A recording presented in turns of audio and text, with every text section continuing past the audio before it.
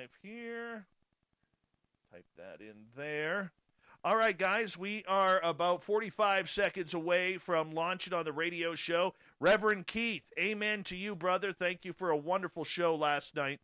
Appreciate you. I really do, brother. And we're going to have a great show. Great way to support what we do. Super Chat is open. If you want to do a little shopping, go to the SOR Vault on Facebook. Got some great shirts there right now. Going to be putting up more pretty soon.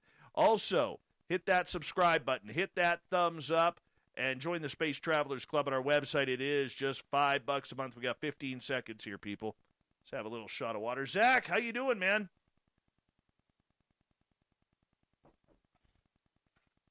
Five seconds, everyone. Thank you for the super chat. Here we go. Let's do this.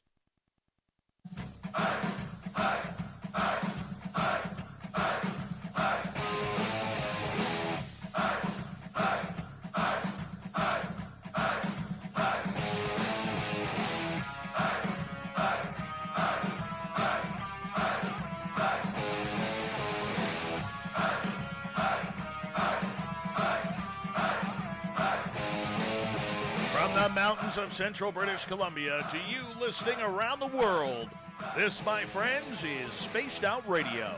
My name is Dave Scott, sitting in the captain's chair of SOR headquarters, and I welcome each and every one of you to tonight's show on our terrestrial affiliates around North America and digitally on TalkStream Live, Revolution Radio, and KPNL. If you want to take a listen to our archives, they are free for you at youtube.com/Spaced Out Radio. Do old Davey the favor, hit that subscribe button. Follow us on Twitter at Spaced Out Radio and on Instagram at Spaced Out Radio Show. Our website is spacedoutradio.com, where we have a plethora of features for you, including rocking out to Bumblefoot and reading up on Captain Shirk's SOR Newswire. Tonight's show is brought to you by Chive Charities. Help make the world 10% happier by visiting Chive Charities today. You can find them on our website. This dude named Case Parks is our guest tonight. He's got a nice high and tight beard. We really like it. Nice little silver and white in there mixed with the dark. It reminds me of my beard like 3 years ago. You know, just 3 years ago. I'm kind of jealous about it. But Case is a guy who actually really cares about your everyday master, which is yourself. Why? Well, that's his job, that he parlays his knowledge to his YouTube channel, Everyday Masters. In his videos, Case goes over exactly how he practices reconnective healing with hundreds of people around the nation. It's a gateway to remembering how we can all heal ourselves and each other. Case goes into great detail about different experiences he's had personally, from Mandela effect to parallel universes. If you're a person who has those questions, like most of us do, well, Case is here to help. His website, everydaymasters.life. Then at the bottom of hour number 3, we're going to hook up with Vancouver and The Shift. Then we got the SOR Newswire, followed by the Thought of the Day. Case Parks, welcome to Spaced Out Radio for the first time, man.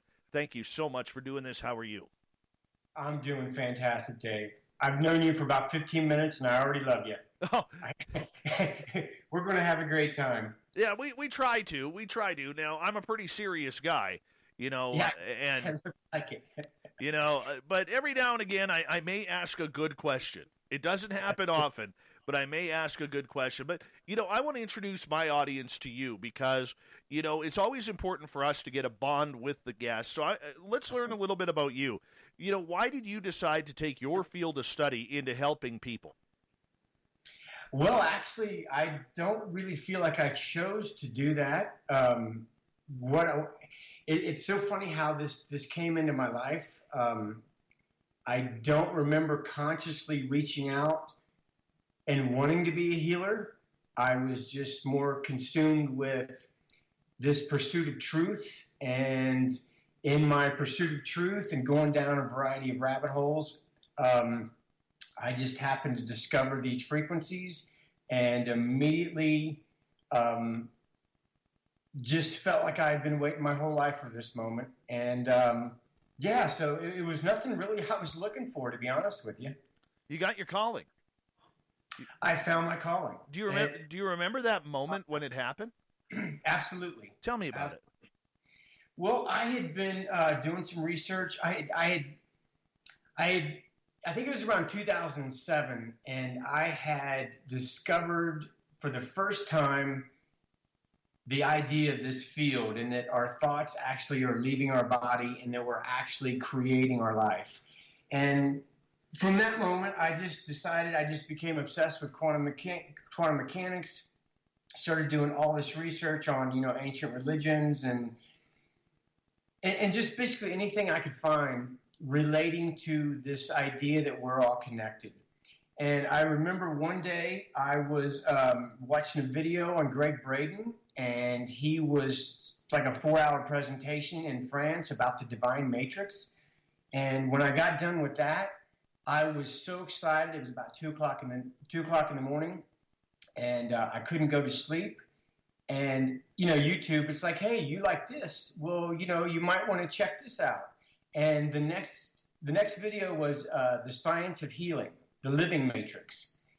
And I didn't really have this burning desire to be a healer, but I just flipped on the video, and within the first 6 minutes, there's this dude, and he's floating his hands over these people, and they're having healings, like real healings, like getting out of wheelchairs type healings. And so I just said, I got to read this guy's book. Like, I knew that somehow he was interacting with this field of consciousness that connects us all. And the byproduct was people were having healings. So I ordered the guy's book, got it. I read about 20 pages of it. I put it down. I held my hands out, and my hands felt like magnets. And I just, at that moment, I had this overwhelming feeling that I had been waiting my whole life for this. And I went down that rabbit hole, and I've never looked back. And my life is absolutely, it turned into a science fiction movie. Absolutely. That is awesome. Now, before all of this happened, were you a spiritual guy? Were you having weird experiences? Did you contemplate your own life, the way you wanted it to go or not go? There's a lot of different paths that we take in order to get here. How was yours previous to this awakening for yourself? I would say that from the time up until I was about 25, I really had very little interest in spirituality. I was pretty much consumed with playing golf, women, or girls, should I say, and just having a good time. And then I think I was 25 when my first career ended, my golfing career ended, and I went to college. And I remember when I went to college, my grandma gave me this book on Edgar Cayce, and it was the first time that I had read a book that stirred up that interest. Like I had never heard of anything like that. And as soon as I read it, I was just, I was hooked. So I would say that actually what I'll say is I wasn't religious. There was a spiritual part, but it really hadn't taken root yet. Okay, so for you're 25 years old. I mean, honestly, your path sounds a little similar to mine, where I was, I'd planned on getting into the Canadian Armed Forces, wanted to be a pilot, never got that opportunity because right during the first Gulf War, or right after it, the Canadian Prime Minister literally shut down spending and cut the defense budget by a huge amount, which held freezing. And then by the time they opened it up, I had pins in my knees after injuring myself on a work job. I was done. There's just no coming back from that. So I literally kicked around, what the heck am I going to do, until I was 23, tried all sorts of jobs. I lucked out being a hockey instructor for a number of years, and then went to college for journalism at 25, much like you, Yeah. Or pardon me, I graduated at 25. So, it's a similar path of having that young zest for life or lust for life, and then still trying to find that path rather than saying, I don't want to be a deadbeat my entire life. I know I need to do something. And I did. The one thing I did learn was I knew I was in trouble growing up in my early 20s because I got fired from every laborious job I had. I tried to become an electrician. I sucked at it. I tried to become a carpenter. I sucked at it. This is why to this day I don't own any tools. Yeah. If I can't buy it, I am a carpenter's dream, because they could tell me anything, or a plumber's dream, or whatever. But the whole point is, sometimes we need that path in life in order to figure ourselves out. And so at 25, is that when you started reading those books? 25 is just when I entered college, and I just, I read an Edgar Casey book, and, he was basically, if you're familiar with Edgar Casey, he would basically put himself in a meditational state, and then he was able to basically, I would say, channel information from the Akashic fields. And, the guy had over 14,000 recorded healings that he would, help people with, and he was called the Sleeping Prophet. And so, that just got me interested. But I will say that, I grew up in a small town in Ohio called Hamilton, which is about 30 minutes from Dayton. And so when I grew up, this is kind of off subject, but when I grew up, I grew up right around the corner from Dayton Wright-Patterson Air Force Base. So I don't really know why I'm bringing up extraterrestrial life, but there was a part of me that even when I was really young, it was just a fact that, there was other intelligent life in the universe, because they had the bodies like 30 minutes up. So I'm not sure that's like really spiritual, but I did have those kind of beliefs from basically when I was a child. Anytime somebody brings up aliens, it means you probably got aliens in your life. You know that. Yeah, absolutely. Yeah. And in fact, we could talk about alien stories.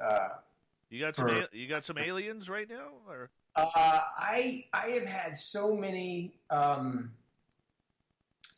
necessarily aliens, but I've had so many of these really strange experiences that happen in my life, and including these frequencies that are related to the Pleiadians, that I would be very naive to not see the connection between what I do and other life. Yeah. Well, we'll get into that later on, because we're just warming up right now. Our guest tonight, Case Parks, his website that you definitely want to check out. It's mastereveryday.life. It's everydaymaster. Everydaymaster.life. Thank you. I apologize. I almost had it. I'll get there by the end of the show. Yeah, I had that written down. But anyways, in your own personal life, as you decided to go down this personal path, which is very personal, and it is a spiritual journey, what was the temperature around you regarding the people in your inner circle, your family, your friends, as you started going down this road of woo? A lot of people aren't very accepting of that. Yeah, surprisingly, the universe had provided me with a group of friends and a partner in life that were on the same page. Apparently, I've been attracting like-minded people for my whole life. And so by the time I actually did discover this, I had whittled out most of the people that weren't on the same page with me. But once I got out of my group of friends, obviously the reception was cold. You know what I mean? Like it was truly amazing, because I had so many amazing things happening to me, happening to my partner, happening to my friends. And it seemed like once I got out of that tight group, like nobody cared. Like I could literally I could show somebody what was happening. I could show them things that were happening to people's bodies that were absolutely undescribable. And if something doesn't fit into your consciousness, you're just not going to be able to get your mind around it. And you're not. If it doesn't fit into your box of beliefs, you are going to go out of your way to prove that it doesn't work. And by the end of this thing, sometime during this talk, I would love to see if we can activate everybody's hands, so everybody should be able to feel this frequency by the end of this. Okay, so what's the difference between what you do and, say, a Reiki practitioner? Well, Reiki is Reiki's a modality that you learn, and they use certain techniques to access a specific spectrum of energy. And so each different energy healing, they have different techniques, and they're all accessing a different spectrum of energy, and they all feel different. Jin Shin, Qigong, Reiki, they all feel a little bit different. But this is different because, well, first of all, the research they've done on it is absolutely shows that it's the full spectrum. But what I found the most interesting about this is it's instinct. And there's not like these levels of training that you keep going to. Like, really, when you go out and get trained for this, basically, we're finding that we're basically getting rid of beliefs that people have that are limiting them.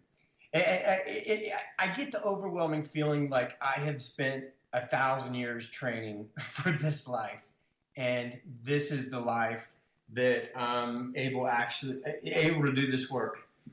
It's so natural. Like, I used to travel with the reconnection team around the world, and we would teach people how to do this work. And what I found amazing is 30% of the people that were there had no idea why they were there. They really didn't. They were just regular people. They were accountants. They were plumbers. They were carpenters. It was always some weird synchronicity that had led them to this training program, and the feeling I got from them was the feeling that I had. It was almost like in Close Encounters, Richard Dreyfuss, when he's just being drawn to the Devil's Tower, and he doesn't understand it, but it's on such a deep level that it takes over his life. And so, we should pause you right there, because you brought up Devil's Tower, and our audience always wants to know, are you on Team Stump or are you on Team Rock for Devil's Tower? And you need to be more specific. Okay. Do you believe it's a tree stump or a giant rock formation? Oh. Team Stump or Team Rock? We need to know. Well, I wouldn't say that Stump isn't the right. I can't even tell you. I could go both ways on that. I really could.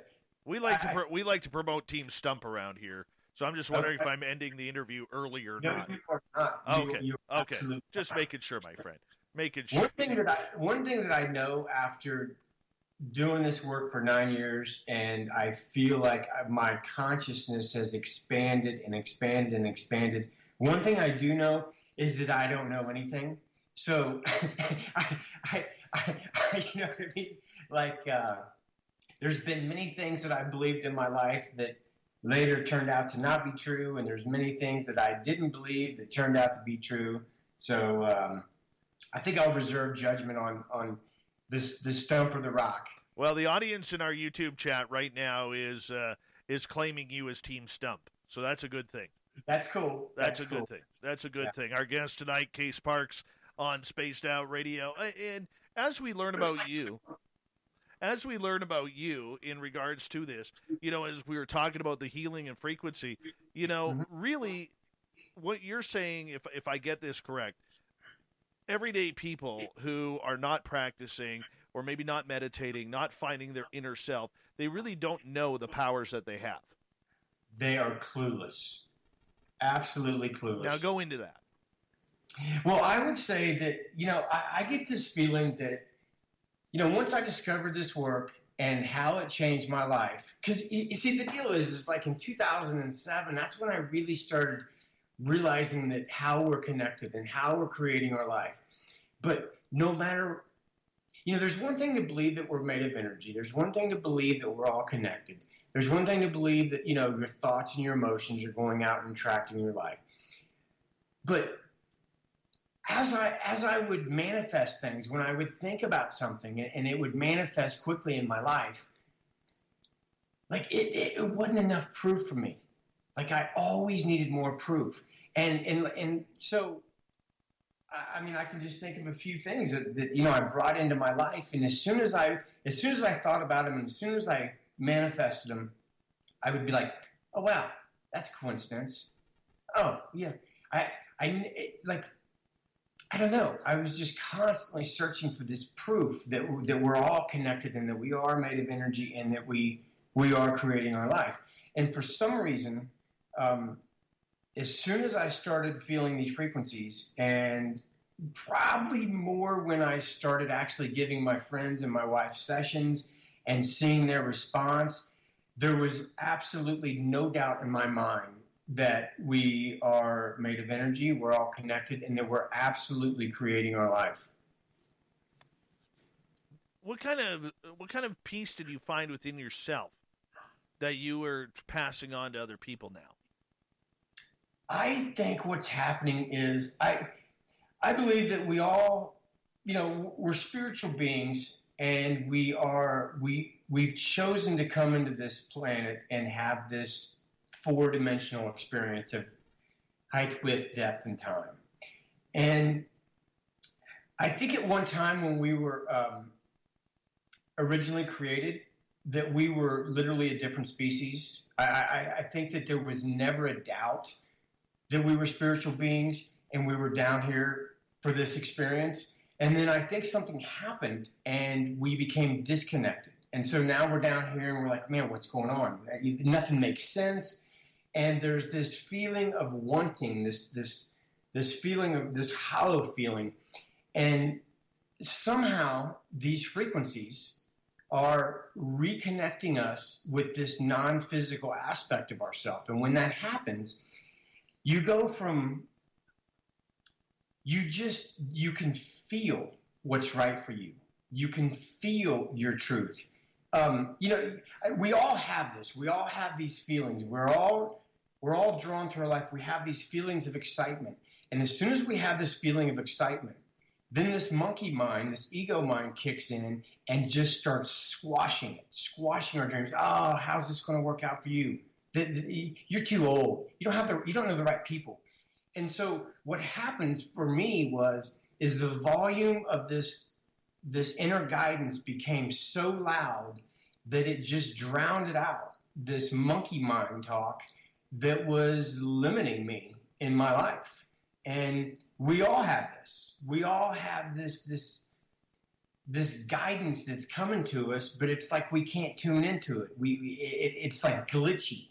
It's like we get this feeling like, oh, this feels right for us, but yet we don't trust it. And so I would say that this trusting this inner guidance went from 40 to 1,000.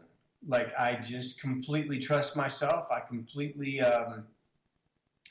So I think that's really what's happening when people have sessions. And yeah. Well, you know what? It's something that you know very well because you see the results.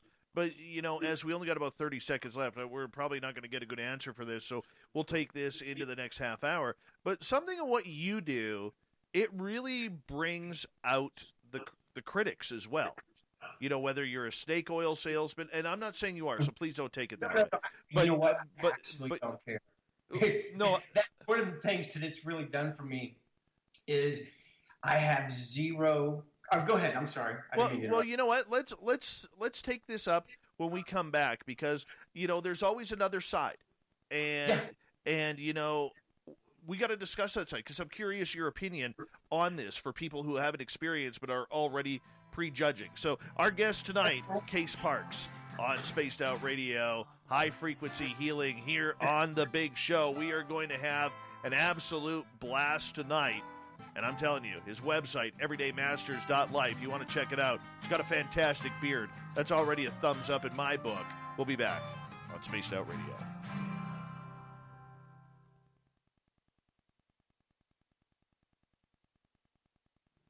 All right, we're clear. Quick half hour, eh? Wow. That was quick. Told you. It's going to be How's rough. my volume? Pardon me? How's your volume? Your volume's good. Your volume's good. I got you all in control here. Okay, cool. Yeah. Damn it, I missed somebody in our chat room. There it is. I try and what I try and do, I have this like ADD thing where the minute somebody new comes in our chat room, I have to say hello to them. It's good. Well, keeps them coming back. Well, you know what it is the one thing that I've learned about doing this show is time. And the greatest gift, like, I never thought I would see myself at 47 years old, especially this good looking at 47, right? Like, I'm a solid 5.3 out of 10, my friend. Never thought I would see that. But anyways, as I've gotten older, and you know, we're just about to celebrate our 6th anniversary on this show next Monday. The one thing that I have learned is, holy cow, people like spending time with me. And it didn't matter if we were only 10 listeners or where we are, the size we are now, right? Yeah. I mean, it's one of those things where I'm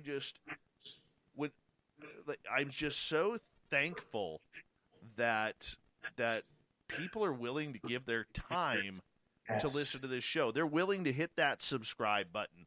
They're willing to hit that follow on Facebook. You know, I mean, that is an amazing, amazing accomplishment. If something happened where I died tomorrow, and knock on wood, it's not going to happen.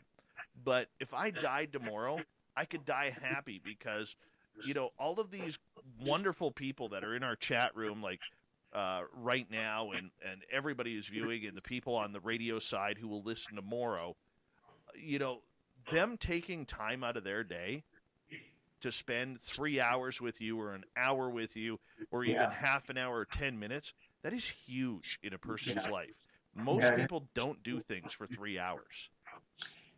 No, they don't. You know, and it's a beautiful thing. And so, you know, I'm always amazed. Always amazed. So my little thing here is, it's almost like I have to say, you know, thank you to them, and Well, no, you're awesome, man. I can feel your vibe, and I'm sure you have a great following. Oh, they're good people. They're pretty good people. You know, so I mean, some of them are okay. I mean, you worry about a few of them, like Nicole and Sandra and Jules and Ron and Brett. You worry about them. No, I'm teasing, but just keeps you going, man.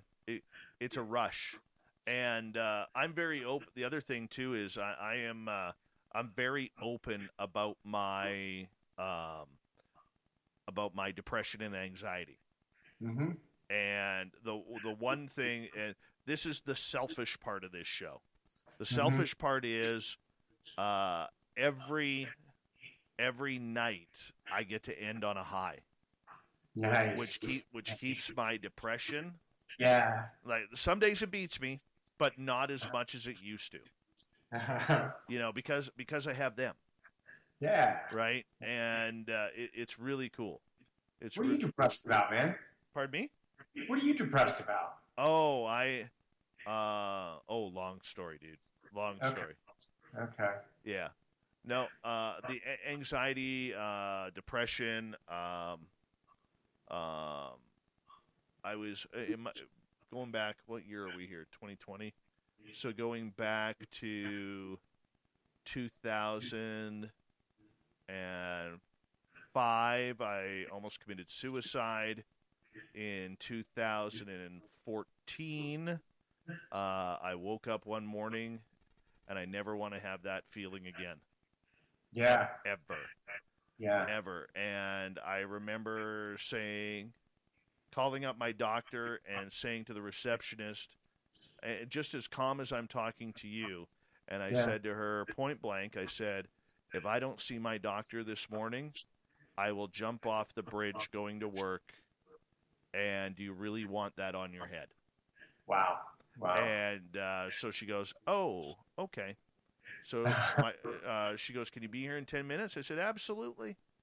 Absolutely. And I went into the office, and my doctor says, congratulations. I said, why? He goes, because the first part of defeating it is talking about it. So that's why, like with this show, I always talk about it. Yes. Give me 2 seconds. We only got 8 seconds left. Cat Chaser, thank you so much for the super chat. We're going to get going in 5 seconds here. Here we go, everyone.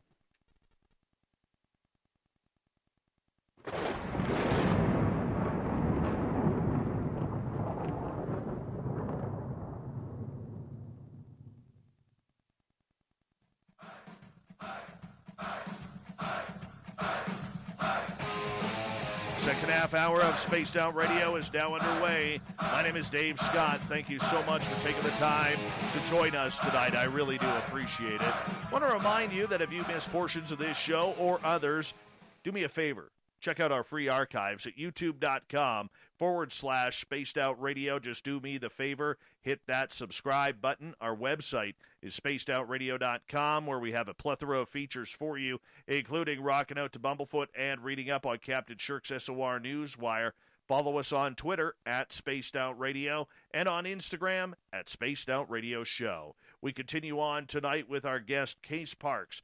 His website, everydaymasters.life, where he could teach you the frequencies, teach you how to heal yourself, and how to be a better person and heal others as well. Good dude here. Solid dude. I'm actually quite enjoying this one tonight. I hope you are as well. Case, welcome back. Good to be back, man. All right, let's get through the serious stuff here just for a second. Let's do it. Because in somebody in your position, and I know this all too well right now, too well, you know, there are people out there who will say that everything that people like you do, you're snake oil salespeople, you're taking advantage of the weak, you're taking advantage of the misguided. You've heard all the adjectives and sentences, man. You know, so I'm curious, how do you defend yourself in regards to those type of comments from people who most likely are even refusing to see what you do for them, or maybe they have tried it, it didn't work for them and thought it was a waste of money, and you know people, you know, if it didn't work for me, it's not working for anybody else. Yeah. You know, I've actually been pretty blessed with that.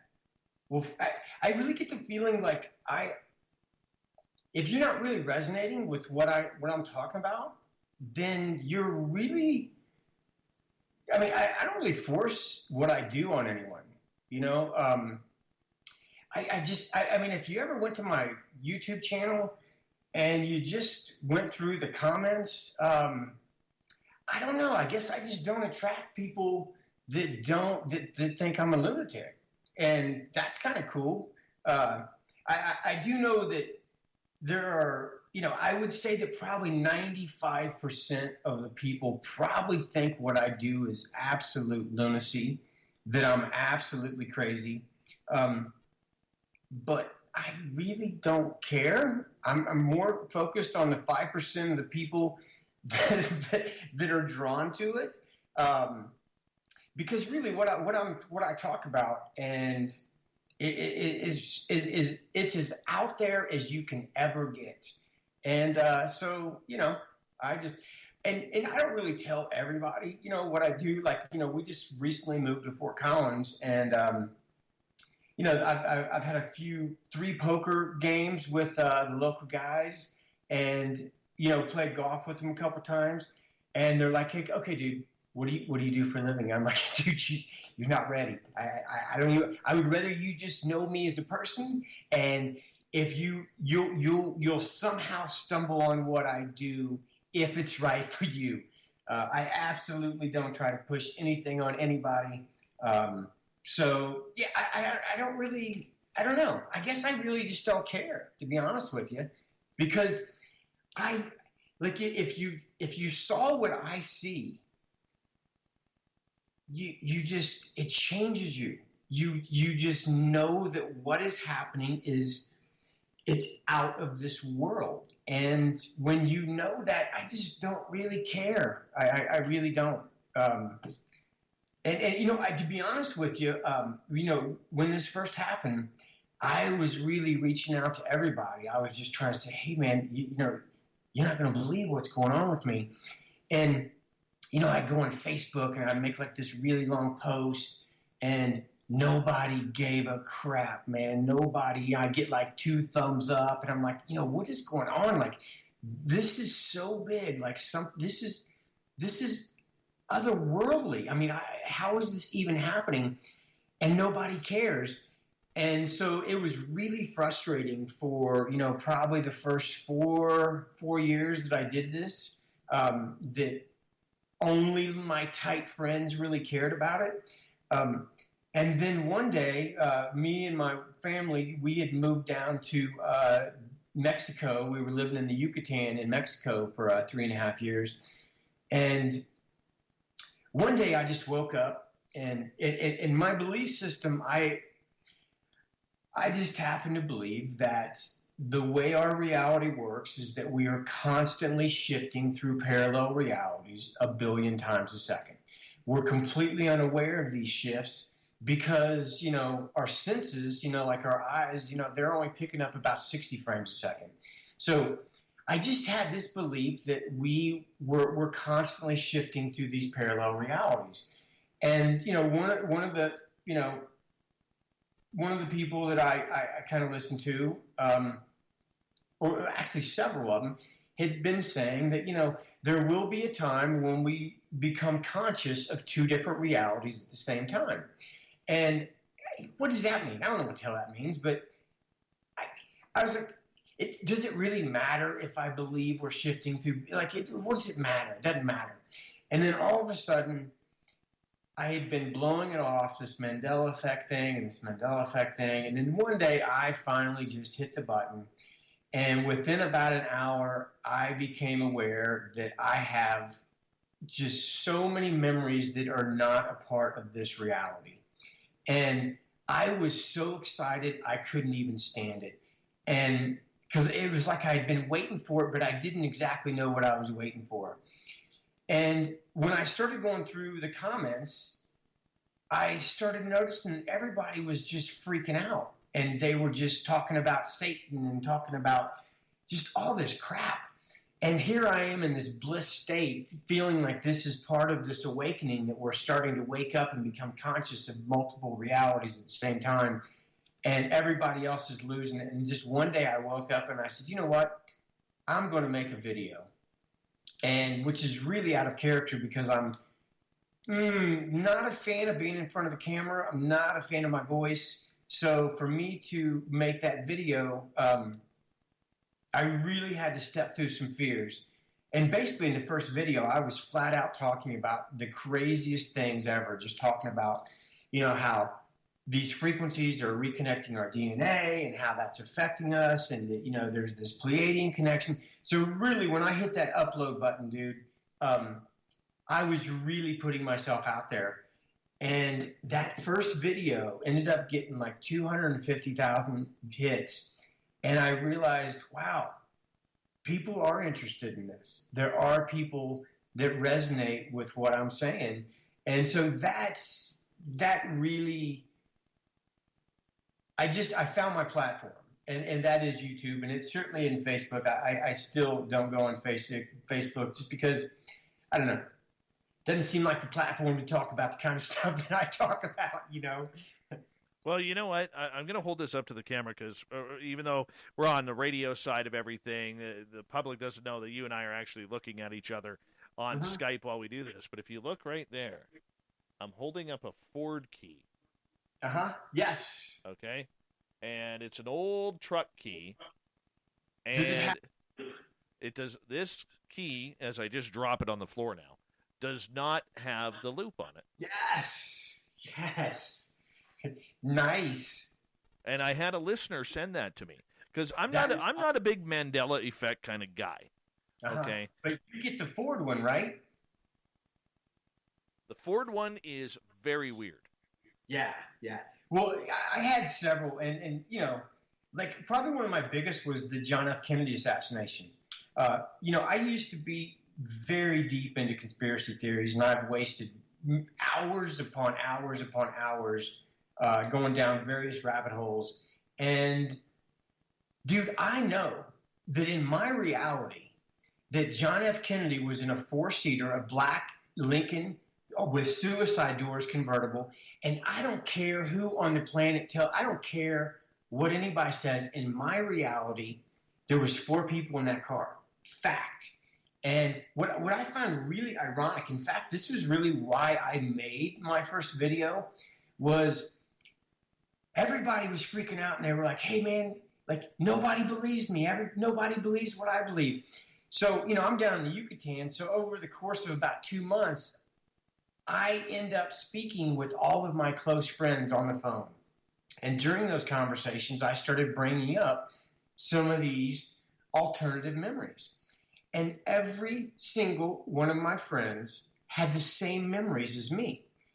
And I'm thinking, like, what are the odds of that? Like, how come everybody else feels alone? How come everybody else, their partners, their friends, everybody thinks they're crazy. And then every single person that I'm talking to shares the same memory. And then I was like, wait a second. I've actually reconnected all of the people that I'm speaking to. And so I didn't even really know what that meant, but there was a coincidence there that at least stirred the idea to make a video that it was very peculiar.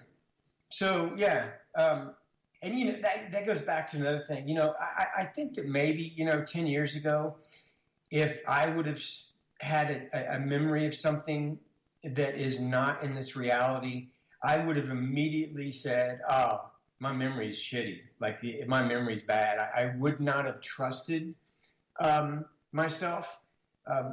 But I really, like, dude, there's 4 people in John F. Kennedy's car when he got killed. I mean, there's no, in my reality, that's what it was. See, where I have a tough time, and I hate to be the woo breaker, is anything to do with spelling. Okay, people are terrible spellers. It doesn't matter if you are a linguist or not. People are terrible spellers. Like, give you an example. I always thought Mandela was spelt with 2 L's, and it's only spelled with 1. Now, a lot of people will be like, ooh, Mandela effect. And I'm like, no, I probably just spelled it wrong. Or the Berenstain versus Berenstein Bears, or Fruit Loops with 2 O's, or the actual spelling of fruit. But the one that stands out for me the most is Sinbad. Yeah. Okay, because I remember Sinbad being, or the Shazam one. Where I remember Sinbad being on that late 80s, early 90s sitcom, and I never thought he was funny. There are certain people who are not funny in this world. Okay, Sinbad's not funny. Ray Romano's not funny. Whoopi Goldberg is not funny. Bob Saget is not funny. And the point that I'm getting at is, I remember saying to my friends and I talking, that we couldn't stand that show so much that there is no way we were going to go spend money on that movie. Yeah. No way. Yeah. And then to find out that it's never existed. Yeah, exactly. It only takes one. It only takes one. And let's go back to the spelling, because I suck at spelling. I mean, I really, and my mom was an English teacher, and she always used to say, I just don't understand where you got your spelling ability from. But so for spelling, now this is something that, like, do you remember how to spell dilemma? Dilemma. Dilemma. So for me, it was the MNA. Now, MNA makes absolutely no sense in the world. Who would, even if you're a bad speller, who would possibly spell dilemma Dilemma? But yet, there are just, I don't know how many thousands, 10,000, 100,000, that remember spelling dilemma MNA. Like, that just doesn't make sense. You know what I mean? Like, it really doesn't. But I'm totally on board with that Sinbad thing. I that's not a big one for me, but for my wife, absolutely. She was like, oh, no, that dude was in a terrible movie called Shazam. And Yeah. Like, I actually, go ahead. I always wondered why that couldn't happen to Pauly Shore movies. Because those are just terrible. Yeah, not the best. Yeah. I actually had something similar to that. I had a girlfriend, and she absolutely loved a show called Sex in the City. And I absolutely cannot stand Sarah Jessica Parker. I just really don't like her. And so every time she would turn it on, I would just leave. And that Sex in the City was burned into my brain. And so, needless to say, when I found out that Sex in the City never existed, I was just, it was just, I just know that nasty show used to be called Sex in the City. But couldn't it be, okay, Google, take for instance now that we're 20 years into the internet age. Okay, could it not be for a lot of these spelling errors that Google corrects us? So if you type something wrong, okay, it will still automatically know what you're trying to get at and bring it up anyway. So couldn't it be as simple as that? Well, I mean, no, not. I mean, yeah, for a lot of things, But I think these are really personal things. Like for you, it's very personal. The Shazam, because you really didn't like him. You were invested in not digging him. Do you know what I mean? And so you're really blown away that that movie didn't exist. And so for me, I just have very specific ones. Like for me, when I was a child, I ate more Captain Crunch cereal than anybody on the planet. I mean, that's what I ate, Captain Crunch. And I remember I was down in Mexico and I saw Cap'n Crunch, CAP-N. And I was like, Cap'n? Wow, they must have rebranded this. You know what I mean? Like because I remember Captain. And then come to find out that, Captain Crunch never existed. When, I would damn near bet everything I owned that in my reality, it was Captain Crunch. It's funny that we're talking about this. I haven't really thought about this stuff in a long time.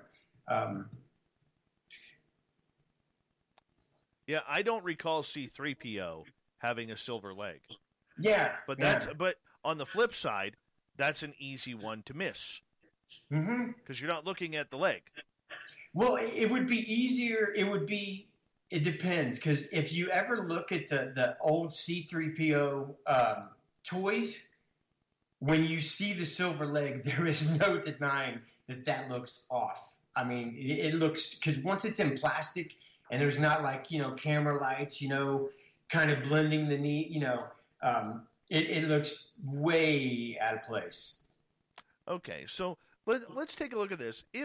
Do you believe then that there was some sort of shift in the timeline somewhere along the lines that if the Mandela effect is real and not just, some sort of lifelong pareidolia, okay, what do you think happened to change it? Dude, I think we're constantly shifting through parallel realities. I think that's how our reality works. I feel like, I mean, I know this sounds crazy, but I'm kind of used to having people think that I'm crazy. But I literally believe that we're recreating, like, the non-physical aspect of us, this higher self, this oversoul aspect of us, this is a simulation, and we're recreating our bodies and our world 1 billion times a second. And the only reason it doesn't feel like we're shifting is because we keep carrying our baggage with us. We keep carrying these memories that makes it look like we're just linear. Because, you can look at people, you can find people all over the world, there's somebody today went into the hospital with 25 golf ball sized tumors, and tomorrow they won't have any of them. They'll be gone. They'll be healed. Now, what happened there? Did God come and heal them? what happened? Something happened, you know. Um, so you know, it's really it's funny to believe so strong in something that you just can't prove to anybody. You know, like I don't know. I guess that covers a lot of stuff. Well, I mean, it's still the idea that there's some people out there who believe that there was, say, the Mayan calendar. You know, Uh-huh. life was allegedly supposed to end, even though the Mayans, for some reason, weren't using the Gregorian calendar when it happened, or scholars weren't. And I look at that, and a lot of people say, well, maybe that was this shift to a new timeline. It could be because the Mayans never said that December 21st, 2012 was the end of the world. What it was the end of time. And so time, the experience of time is very subjective. But I will say, it could be just because I'm getting older, it could be because I'm 54 years old, but it feels like time is becoming much more slippier. And I think there was a shift. I think something did happen. I think I think we're individually shifting, but I think that there was a major shift that did happen in December 21st, 2012. But I will tell you that December 22nd, 2012, I was a little bummed out. I was a little let down because I really felt like what had happened to me in 2012, because I feel like what happened to me, I became a completely different person. And my ability to understand things, to comprehend things, my compassion for others, my feeling of connection with others, with nature, with everything, had magnified to such a level that I really felt like something was going to happen to everybody like that. And then when it didn't, I was definitely like, wow, so it's just another day and the world hasn't changed. So I will say that I was definitely let down with that. But in retrospect, 2012 was absolutely a year of absolute transformation for me. So, I Do you think then that somewhere in the secrets of life, in the book that contains all of the world's secrets, that maybe there is, like as you say, these parallel universes, as we got about 45 seconds to go, these parallel universes running simultaneously, and sometimes they intertwine? I think that we're living in a multiverse and that every possibility exists. And I think that what you believe, what your emotions. So I think we're constantly being pulled to the future reality that matches our current state of being. In effect, though, it's who we are. It's who we are. It's who we are. Well, let's go into that, because I know G Girl in our chat room has a question, because a lot of this also deals with different timelines, portals, dimensions. Mm-hmm. Maybe this is a reason why so many people just vanish, never to be heard from again. Let's talk about that when we come back. Okay. Sound good? Yeah. All right. Well, I guess where we know where we're going for hour number 2 here on Spaced Out Radio. Our guest tonight, Case Parks. And I'll tell you, this is a great conversation. This is a great conversation we are having tonight. And, his website, everydaymasters.life. And we're going to be back talking about everything from portals, dimensions, to high-frequency healings. Spaced Out Radio continues right after this.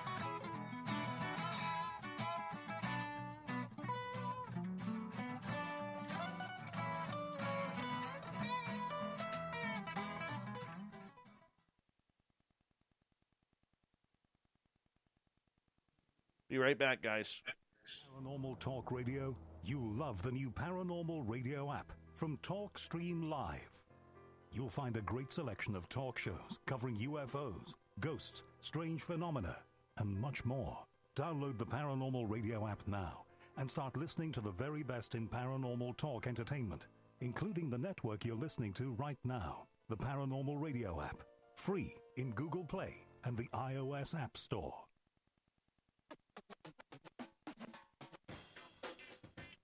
The SOR Vault is open for business, and we have some cool swag for you to pick up. All you have to do is head over to our website and click on the SOR Vault.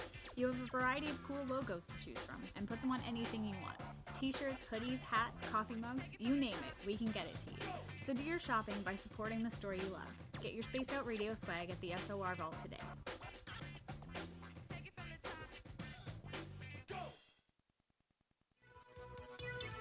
Hello, Space Travelers. It's me again, Carl. Don't forget to join the Space Travelers Club for just $5 a month. And follow Spaced Out Radio on Twitter at Spaced Out Radio. Our Instagram, Dave Scott SOR. Our Facebook page is Spaced Out Radio Show. Our archives are free at youtube.com/Spaced Out Radio. Come woo it up with Spaced Out Radio today. Bye! Hey, Space Travelers, this is John Resig, founder of the Tribe and Tribe Charities. If you know anything about our website, you know we like to do things a little different. We're not some faceless organization collecting money for a nebulous cause. Our donor dollars go directly toward life-improving items. Then we give those items directly to an underdog who needs it most. To become a donor with Spaced Out Radio's official charity, Tribe Charities, just go to tribecharities.org/donate. I'm feeling a little spicy tonight. What to do? What to do? Why not get Bumblefuck? 4 million Scoville units of pure hard rock. Bumblefoot hot sauces come in 3 flavors. The burning Bumble. Tone it down a bit with Bumblicious and throw the sauce on everything. Spice it up. Bumble me, baby. Bumblefoot hot sauce. Get it today at kajans.com. Hi, this is Amber Beckrud, and I want to invite you to subscribe to our YouTube channel where we store all of the SOR show archives for free. And as an added bonus, every 2 weeks I'm posting brand new content on Cryptid Tales, where I will get into some of the spookier legends and folklore from around the world and tell the stories that go with them. Find us at youtube.com/Spaced Out Radio and check out Cryptid Tales today. Drop a comment and let me know what you want to hear. See you there. The party is always on at the Moose Vancouver. The Moose Vancouver is where you want to be when visiting Canada's West Coast. Open until 2 a.m. nightly, the Moose cranks up the rock while serving some of the best rated food in the city. The menu starts at $6.95. Why party anywhere else in Vancouver when the Moose is right there? Get your horns up and rock with the Moose, the official party bar of Spaced Out Radio. We all know on Spaced Out Radio we love a good beard and mustache, so why not take care of your facial hair with Mighty Moose Beard Oil? Made in Canada, we're taking care of beards and stashes around the world. We use 100% natural ingredients with our oils and balms to make your whiskers feel silky. All right, we're back.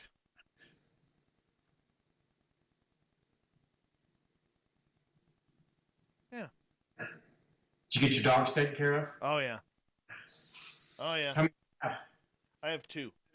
Nice. Yeah, two big oafs that are older, and they're on their schedule now. Yeah. I got 2 old ones and 1 young one. We had 3 up until last year. We lost 1 last year. Oh. Yeah, but That's tough. She died happy. Oh, cool. Yeah. She totally went Mama Cass. Uh-huh. And she was a little Chihuahua dachshund, and she I think she had a heart attack while she was eating a wiener. Oh, wow. Yeah. That's a good one to go. Yeah. She couldn't have gone believe it or not, as sad as it is. Like, I tried giving her mouth to mouth. I had my fingers down there digging everything out and everything, but couldn't do. Oh, man, when you lose a dog that's been with you for a long time, that takes a long time, man. Yeah, it did. The funny part about it was that first night, because she always slept on our bed, and that first night that she was gone, I actually felt her on my legs, and I asked her to move over, and I felt her actually get up off the bed and kind of move over, right? Nice. So, yeah. I'm curious, because you really don't you spend you're kind of focused on like aliens, extraterrestrial life, things like that. Yeah. I'm always amazed that people that believe in, I mean, don't you really have to be like spiritual to believe? Oh, I do. Like, I am. Okay, yeah, I figured they kind of ran together. I mean, yeah. No, I'm very spiritual. I don't press my. I've told my audience, like, I have a big belief in God. I don't go to church. I've been able to, in my own personal life, separate religion from my spirituality. I don't press that on anybody. But the one thing that I have learned is if you take the time to hug a tree, the tree will hug you back. Yeah, absolutely. And I've never been a tree hugger. 5 seconds. Hold on here.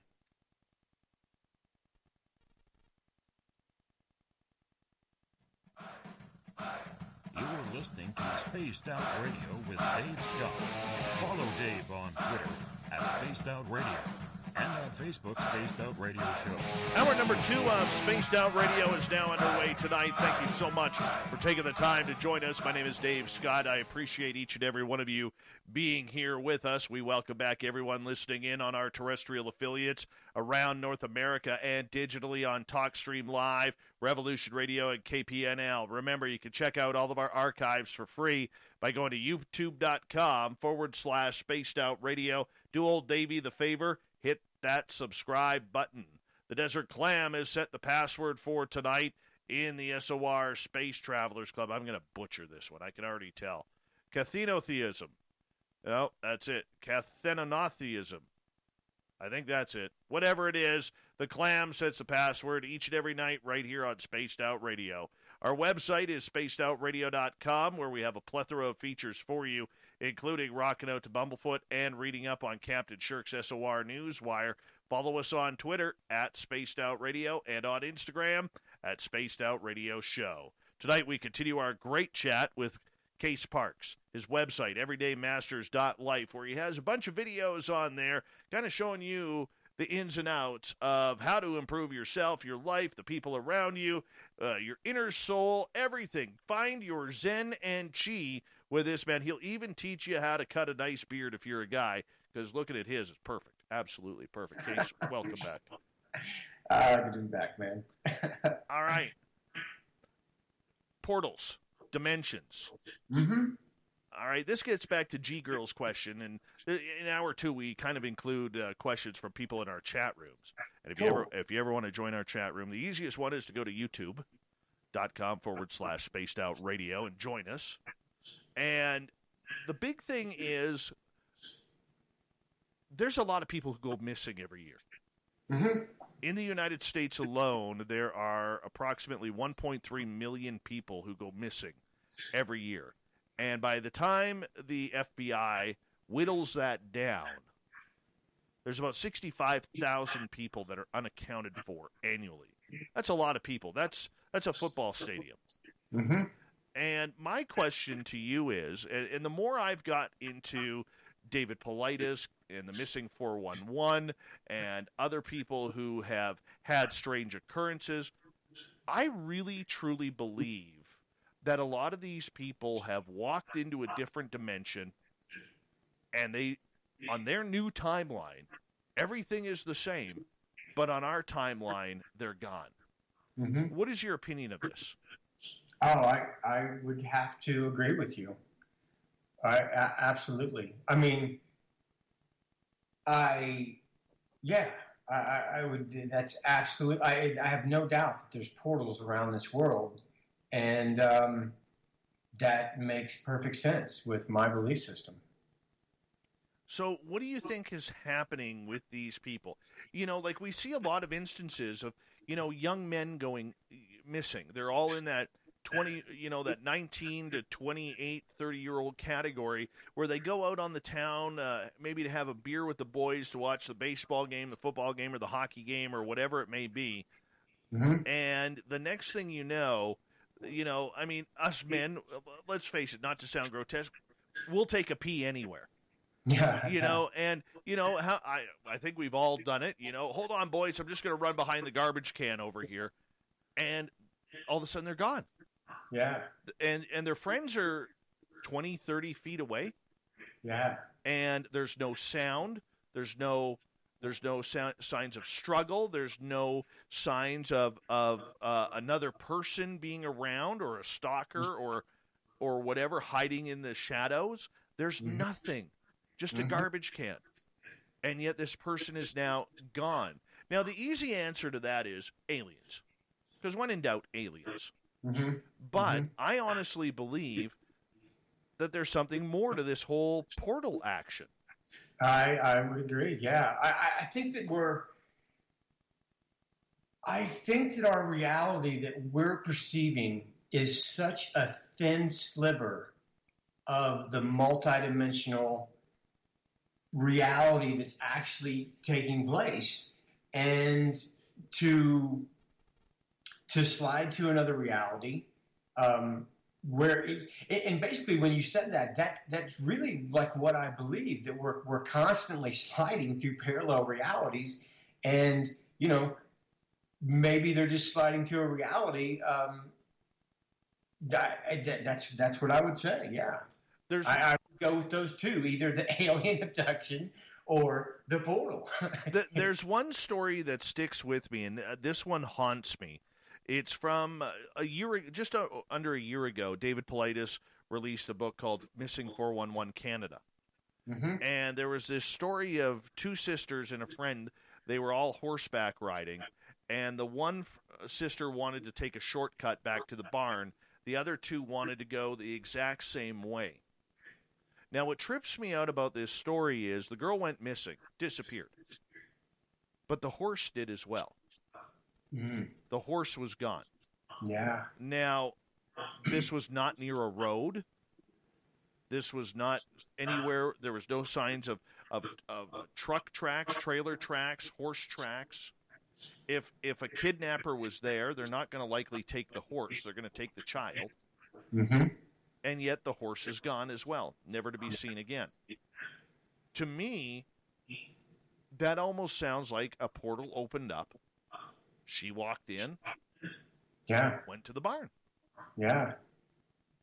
I mean, I'm just absolutely fascinated by those kind of things. I do not know the answer. And maybe nobody does, but I am absolutely fascinated with that idea. And yeah, I mean, I absolutely believe there's portals at certain locations all around this world. I've obviously never experienced one, but I've read and heard about. Or have you? Or have I? Exactly. I did have one. That's probably off subject. I won't go there. But yeah, I'm just fascinated by that. Fascinated. So do you think that with this multiverse and these multi-dimensions that are intermixing with each other, that would open the door, would it not, to doppelgangers and you running into yourself? I would say, yeah, you would have to think so. I'm one of those people where I actually believe that time travel is possible. I think time travel is probably much easier than we think. I think it has to do with the frequency. I remember one time hearing from someone that I truly trust the information from, that they were saying that basically that time, like, so we have height, width, depth, and time. And that time is actually a specific frequency. So if you took the example that I heard, which made sense to me, that if you took, say, a copper sphere and you made that copper sphere as thin as you possibly could, and as spherical as you possibly could. And you put it on a table that was as flat as you could possibly make a table. And you took that sphere and you put it on one part of the table. And we had the technology to determine the exact frequency of that sphere in that location. And then you moved that sphere to the other side of the table, and you were able to detect the exact frequency of that sphere at that location. When we do have the technology, we will be able to determine that those two spheres are absolutely at a different frequency. And once you find the difference of that frequency, and you were to bombard that copper sphere with the frequency of where it was on the other side, that ball would slowly start to roll to match the frequency that you were bombarding it with. So when you think about space as a frequency, as a coordinate, time travel would be much simpler. I mean, obviously, we're dealing with technology that's way beyond what we have now, at least that we're aware of. And it's beyond the consciousness for us to understand. I mean, we're not that smart. I mean, but I do think that that's in the future. I think that that's how our reality works, and that as technology progresses, we will start discovering how our reality really works. And I think that, go ahead. Do you think time travelers are here right now? I think for an advanced species, time travel is easy. For us, it's beyond our comprehension. But, we don't know anything. So, that's not saying too much. Well, no, but it's an interesting question, because there's a lot of people out there who believe that extraterrestrials, what we are seeing or perceive as extraterrestrials, are actually us from 1,000, 2,000, 3,000 years in the future. Absolutely could be. Absolutely. I have no doubt that time is much more flexible and much more navigational. Is that the right word? Than we understand it right now. I mean, we're at the baby steps of understanding our reality. But I do think that something is happening. I think that we're going through a shift right now, and I think that our consciousness is expanding at a rapid rate, because I really feel like in my own life, my ability to understand my own life, and that's really the only thing you're going to understand is your own life. I just feel like I feel like I've gained a wisdom that would have taken me hundreds of years, but for some reason it's just happening faster. And this is just for me understanding my life and my reality, But in the work that I do, I see this happening to people. I get their comments. I talk to them on the phone. Something is clearly happening. I mean, people are going from having, beliefs. Obviously, we're all programmed by our parents or our culture, and we've just accepted these beliefs. And they basically define how we see our world. And something is happening, and people are questioning their world now, and they're asking better questions. And as they ask better questions, they're drawn to new answers. And I think that the consciousness is expanding.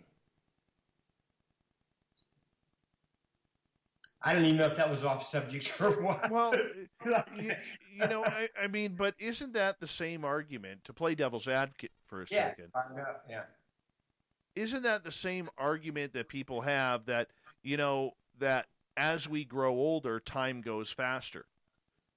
Because I remember being a kid and thinking, the age to 16 to drive was so far away, I will never get there. I can't believe it's 9 years away or 7 years away. Yeah. And now I'm looking at it like I've never thought retirement before, and now I'm 47. I'll be 48 next year, and I'm thinking, my goodness, you know, should I start preparing for this? You know, or or do I put off the inevitable, or whatever it may be? So, I mean, there are all of these questions, and I don't think that time has sped up. It's just that life is very short, and we take it too much for granted. Yeah. It's funny you said that, because last night I was having a conversation with my 9-year-old son, and he was talking about how the days are lasting forever. Because, you know, we got certain, you know, holidays coming up and birthdays. And so his experience of days is so different than mine. I mean, his days are lasting forever. And I'm just like Friday. I mean, my life is just passing by. So, I mean, you know, when you're talking about time, that is so subjective. So, you know, I would have to agree that, Yeah, but that's one of the difficult parts of it all, correct? Yeah, absolutely. You know, Absolutely. I think as we hit that 40 mark, we kind of start looking at our own mortality a little bit serious, because, I mean, you know, people start dropping dead all around you, and that's never any fun. That's never any fun. I want to shift gears here with you, if you don't mind. I want you to explain to me what high-frequency healings are. Well, you came up with that term. Did I come up with that term? I actually got that from one of your video titles, so I'm stealing it from you, and you're now stealing it back. I suck at coming up with video titles. So that was something okay. So, you know what, let me, everything is vibration. Everything is a frequency. And I mean, and to make it as simple as possible, I mean, hate obviously is a different vibration than love. Okay? And I don't even know really where to start with this. I guess I would have to go all the way back to, I don't even really know where to start with that question. No, but I think you're on a good path, that everything has a different energy level. Like you said, love is way more different than hate. And you know, for anybody who's a parent out there, you can never feel that type of love as seeing your child being born. It's not about meeting the love of your life. It is way different. Yeah, absolutely. You know, there's different levels. So take me down that road. Well, I mean, you know, if you're around somebody that's absolutely depressed and self-loathing and in a really bad state, and then you're around somebody that's really happy and in a really good flow in their life, those people you're going to feel the difference in those communications with those people, right? Right. Okay. So these frequencies, what's really weird, because I don't think that what I do, and I believe there's absolutely millions of people on this planet that when they came to Earth, they agreed to carry this frequency. So I don't think there's anything special about me. I think everybody on the planet can feel these frequencies because they're coursing through them right now. But somehow when you attune to them and you become an open channel for them, the frequencies are higher. And as the client lays down, the client can resist, but if they're coming in and they're open to it, they have to match this higher frequency that's coming through. And the result would be healings. The result would be they feel better. The result is they trust themselves better. They're more in balance. It's almost like hitting a reset button for them. Because, you know, I mean, we get caught in these cycles of negative thinking, and the world's out to get us, and everything's crappy. And you know, when you're in that state, when you're in that low frequency depression state of everything's out to get me, you're only going to access thoughts that resonate at that level. And so that's why people feel trapped. And because it's like Einstein said, you will never solve a problem at the same frequency that the problem was created at. You understand what I mean? Like, yeah. And to take that further, I think if people out there like myself suffer from anxiety, there are certain things that we just cannot tackle because the frequency and fear of it all scares us so much that, you know, we don't even know where to begin. And a perfect example of this, I want to expand our YouTube channel. I'm terrible at editing. I'm trying to figure out my editor. It is literally blowing my mind to the point where I don't even want to look at that program, but I know I have to in order for our channel's success, you know, and the expansion of what we want to do. So there's this internal battle that I continually have. But people have that internal battle, whatever the situation is, every day. Absolutely. But, you know, I really, you know, just my personal belief, but I feel that, you know, this anxiety and this fear, it's just our programming. You know, it's just these beliefs that we have. And, I mean, you know, if you're told that you're unwanted and that you're unloved and that you're a piece of crap, then, you know, that's your programming. So I mean, your average person probably spends about 5% of his day conscious of what he's thinking. The other 95%, it's just the programming. It's just the software. I'm not good enough. I can't do this. I'm overwhelmed by this. And so, you know, I've seen too many examples of people that once you uncover this programming, these limited beliefs that we just run through our mind all day, when you become aware of them and you replace those with more positive beliefs, your life changes. I'm sure people are thinking, but you know, it's funny. I was talking to somebody last night, and there's been some friction caused. And I told this person, because it involves me in my personal life, and I don't usually talk about that too much on the air, but I'm curious your opinion. One of the strongest statements that I have found in my life, and I've used this with my daughters, I've used this with my ex-spouse, I used it with this person last night. I said, we always have to remember that for every action, there is a reaction, whether it's positive or negative. It all depends on what your choice is. How do we make the right choices to make sure that the reactions are the way they should be in order to benefit us? Maybe not on a you know, what's the word I'm looking for? Oh goodness, I've drawn a blank. Maybe not on a selfish level, but on a personal level of growth and healing.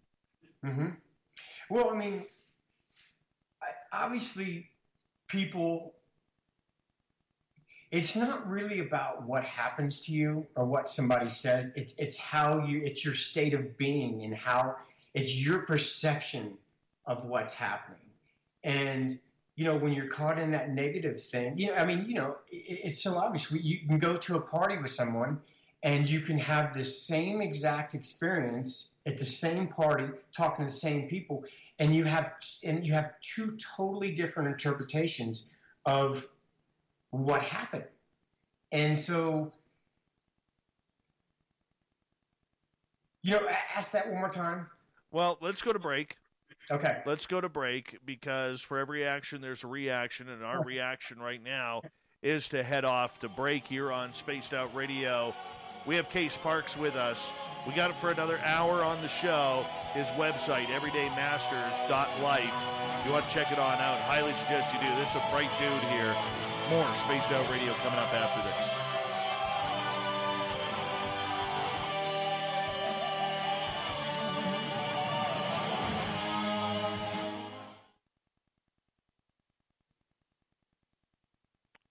Hi, everybody. I'm Dave.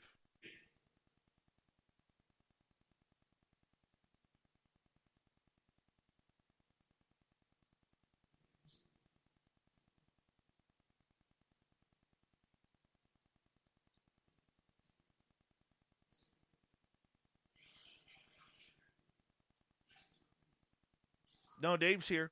Dave is totally here.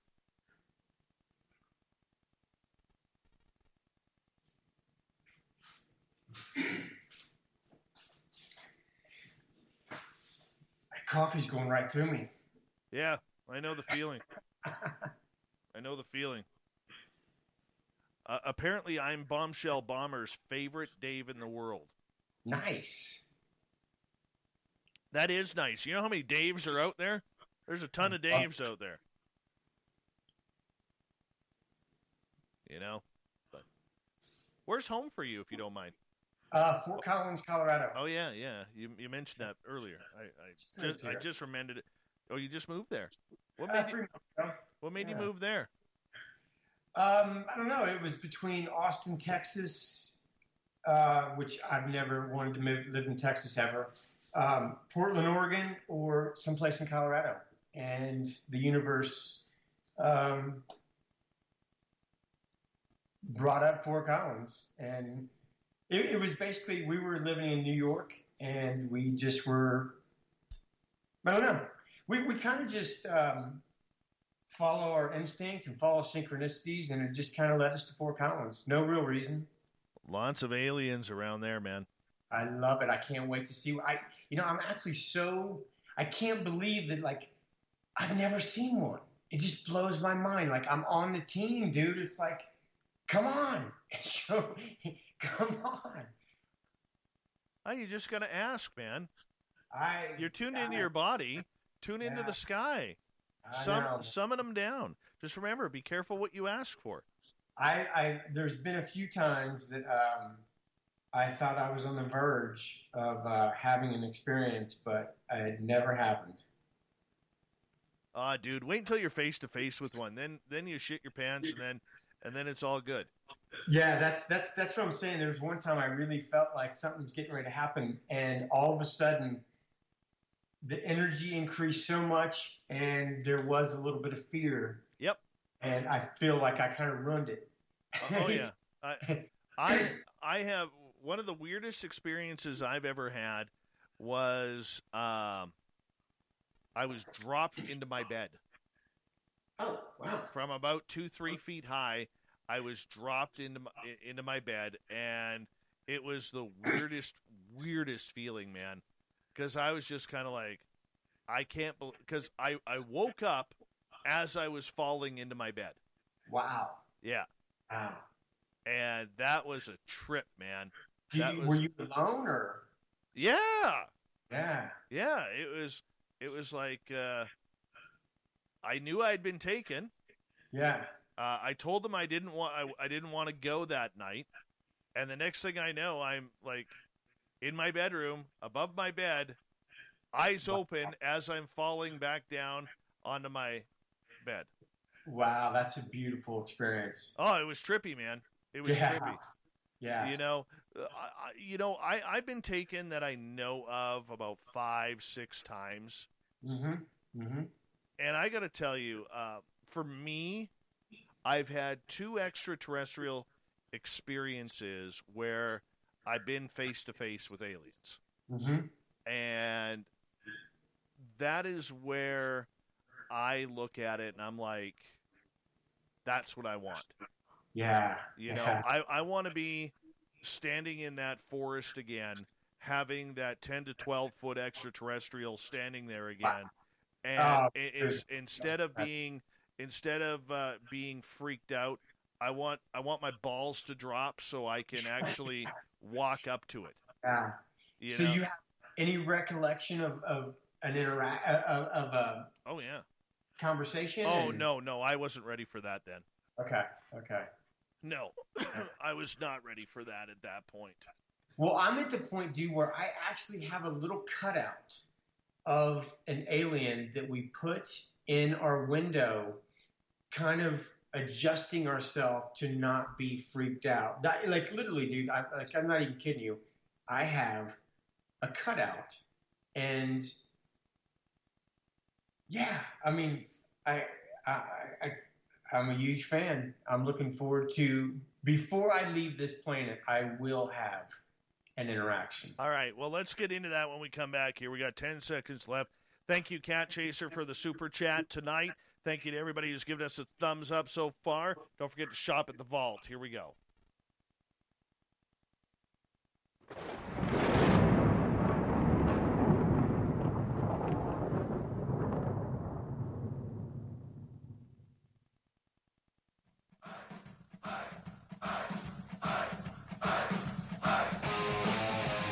We pass the halfway point of Spaced Out Radio tonight. Thank you for joining us. My name is Dave Scott. I'm the dude sitting in the captain's chair of SOR headquarters. We appreciate each and every one of you tuning us in. I want to remind you that if you missed portions of this show or others, check out our free archives by going to youtube.com/Spaced Out Radio. Do me the favor, hit that subscribe button. Our website is spacedoutradio.com, where we have a plethora of features for you, including rocking out to Bumblefoot and reading up on Captain Shirk's SOR Newswire. Follow us on Twitter at Spaced Out Radio and on Instagram at Spaced Out Radio Show. We continue on tonight with Case Parks, high frequency healing. And you know what? It wouldn't be this show if we didn't get into a few aliens here, because you know what? Every now and again, you got to get a little aliens, and with no exception, Case wants to have a case of aliens as well, pun intended. Case, welcome back. Good to be back, man. Let me get your website out there so people can check it on out. Everydaymasters.life to check it on out. But, you know, you're someone where you are trying to connect with extraterrestrials. Why do you want to do that? Well, I feel like I'm part of the team, and I just, I'm 100% positive in my beliefs, in my knowing that the universe is filled with other life, and in my own way, I feel like I'm playing a very valuable role in raising the frequency of. I really think that before we're ever going to have any type of mass consciousness, we really need to raise the frequency of the mass consciousness, because, you know, I've always been a big believer that, you know, people are saying, oh, well, they'll never have, like, you know, open contact because it'll freak people out. And I'm always like, who cares? Like, let them freak out. You know what people do? People get over it. We adapt. We evolve. And I don't know. I just always, I mean, you know, when I was younger, I would go out to, you know, remote locations and spend hours, you know, just looking at the stars. I've always felt connected to the stars. And now with this friggin' frequency coming into my life and this Pleiadian connection, dude, I feel like I'm on the team. And for me to not even see a UFO, I'm kind of like... You feel ripped off. I feel ripped off. I absolutely feel ripped off. Dude, it is 100% worse when you've had the experiences and then they shut off. I could see that. If I couldn't feel these frequencies anymore, I would be very pissed. Oh yeah. We were talking about that the other night, where you know, our one guest hadn't had an experience since January. And it almost becomes like an addicting drug. Of course. Where you start to expect the experience. You want it to happen. You're yearning for it to happen, but it doesn't. And it's crazy. Yeah, I could totally see that. Absolutely. What do you think about, you know, go back to the time travel thing. I kind of believe that the Greys are a future version of humanity in a parallel reality, and that they had basically went down the wrong road with technology and destroyed their planet. And I feel like they had started to lose touch with nature and lose touch with their emotions. They became less emotional, and then they started cloning each other, and they realized that they have no future and that their only possibility was to reintroduce valid human DNA back into their existence, almost like a hybrid type of thing. And I really believe that people that are having abduction type of experiences, that on some level they've agreed to be a part of this DNA hybridization, where we're actually helping the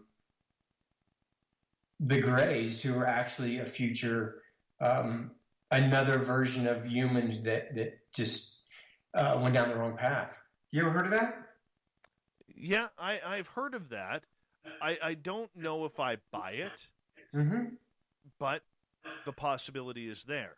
I think what happens with a lot of these situations is we tend to dilute and dissect everything to such minute details now that we're almost reaching that the Greys are the future us in 20 years. Well, what happened to the extra finger? Because everybody who sees a Grey only sees 3 fingers and a thumb. Yeah. Okay, well, how did we lose a digit? I want to know that. Yeah. You know, I want to know, what it's like to be thin like that, because I'm an obese man. It's not pretty. Trust me, I looked in the mirror today. Not pretty. But the point that I'm getting at is in regards to who they are, where they're from, I tend to think that there's some sort of, biomechanical robot that really doesn't understand feelings from the stars. Yeah, I definitely think that they're lacking emotion, and I think that they probably operate under like a hive mentality, as like workers, so yeah, I would agree with you on that. I mean, it's just my beliefs. It's just my, from all the data that I've gathered, my personal belief that I'm working with right now. I agree. Who's the guy in, I think, Holland or the Myers? What's his name? Billy Myers, but he's been kind of cast aside as a fraud. Yeah, I don't know. I mean, I could. Well, everybody can be cast aside as a fraud. I mean, Oh, they found the hubcaps, so. I saw that. I think there's other information, though, that I think that I find him fascinating. The whole story's fascinating. There's a lot. There's one from Fort Collins, which was Stan Romanek, but he ended up getting busted for having some horrific pictures on his computers. Oh. Yes. He was in Colorado Springs, down south. Oh, yes, he was in Colorado Springs. Pardon me. It's cool. Yeah, you're supposed to be the expert on this. Me? Yeah, but I'm interviewing you. I'm interviewing you. Can I take my job back? Do you mind? You don't mind, do you? You're amazing at your job, man. Well, I thank you for that. I really do. Hey, radio stations, you did hear that. Maybe I need a raise now. But nonetheless, getting back on topic, with extraterrestrial contact, why do you feel the impending need inside yourself to want to have that contact? Because for so many people out there, it hasn't been a pleasant situation. Well, I think it goes back to your programming. I mean, look at the movies that are put out. Look at what's been implanted in our brains about extraterrestrial life. I mean, how many positive extraterrestrial stories are there? What, like E.T., Close Encounters, and like Starman? Like, most of them are negative. And, when you combine that with, people being brought up in organized religion, it's just the programming. I don't have that programming, and I feel like I've probably experienced several different lives as several different other species, and I feel like it's my brothers and sisters. And how would you feel if your brothers and sisters never gave you a call and said, "Hey, how you doing?" I'm not saying that things don't happen to me and I'm not conscious of. That could be a possibility, but I feel like I'm on the team, man. And it's just this burning, it goes back to that feeling, the burning feeling of like, Close Encounters when he was drawn to the Devil's Tower. I have a very similar feeling, and yet my towers never showed up like that. So, And I can see that, and trust me, it's a connection that I do understand, and I think anybody who has been an ET contactee would understand that as well. I mean, it's almost an emotional push like this. It's meant to happen. You want to happen. For people who don't understand what that want and that meaning is, define that for us. Yeah. Can you? Oh, I'm sorry. I thought you were. I'm sorry. That was a question. I didn't even. I was just watching you. I was actually thinking about something else. I'm sorry. What did you say? Just in regards to that, you feel that want, that desire, that need, like it's supposed to happen, that you are supposed to have ET contact. For people who do not understand what that feeling is like, can you define what that means to you? I don't know. I don't know. I will say that. Okay, so I'll just tell you a quick story, and maybe that'll define it. I'm not like really big on psychics or things like that, but I have had a few encounters with psychics, mediums, randomly, and every one of them was talking about my fourth child, that I have a fourth child. And they even said, and in a different situation, my wife was told that we have a fourth child. Well, we only have three children. And I believe this so much. I feel so, I guess what I'm saying is literally when we moved down to the Yucatan in Mexico, we were living in a tiny, tiny little fishing village, and we were so secluded that I literally thought that there might be some kind of child from the stars hybrid, like something that we were going to be a part of raising. I know that sounds absolutely crazy, but I don't know. I just feel like I have a child that's not on Earth, and I would like to meet him. I don't know how else to even put it. That would imply that you've been taken. Yeah, I would not. Yeah, absolutely. Yeah. I mean, I am not conscious of it. And like I said, I would really like to be conscious of it. Or maybe it was just my wife that was taken. I really don't know. I just feel really close to, I feel like I have family in the stars, and I feel like they're looking after me, but I would like to have a physical encounter, Well, let's push this a little further. I'm gonna put the guru hat on here for a second. Okay, good. All right, good. Let's speak to your mind here for a moment. You mentioned Pleiadians a couple of times. Do you feel that that is the star system or the alien species that you're most connected with? I would say it's probably the most familiar. I would think that all of us have experienced many, many different types of experiences. So I would never say like I'm a Pleiadian, because I'm sure that we've all had a variety of experiences, but for some reason the Pleiadian really resonates with me. And like I said, so like, okay, for instance, when I was in college, now this is just something that like your rational mind really can't make sense of. Like my rational mind couldn't really make sense of, and I actually forgot about it for probably like 20 years. I was in college and I'm in a speech class, and this guy's giving this speech on this like wind talker. He's got this piece of wood attached to a string, and he's giving this speech, and he's spinning this thing around, and it's making this really cool sound, and he's talking about the Hopi Indians. And so after the speech, I'm just absolutely captivated the whole time. I'd never heard about the Hopi Indians, had no idea about them.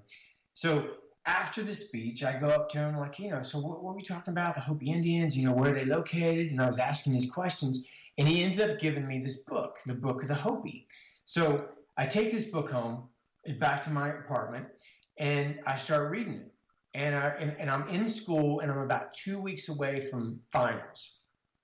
I start reading this book, and the next day, I packed up my stuff, and I left college, and I drove to the Hopi reservation by myself.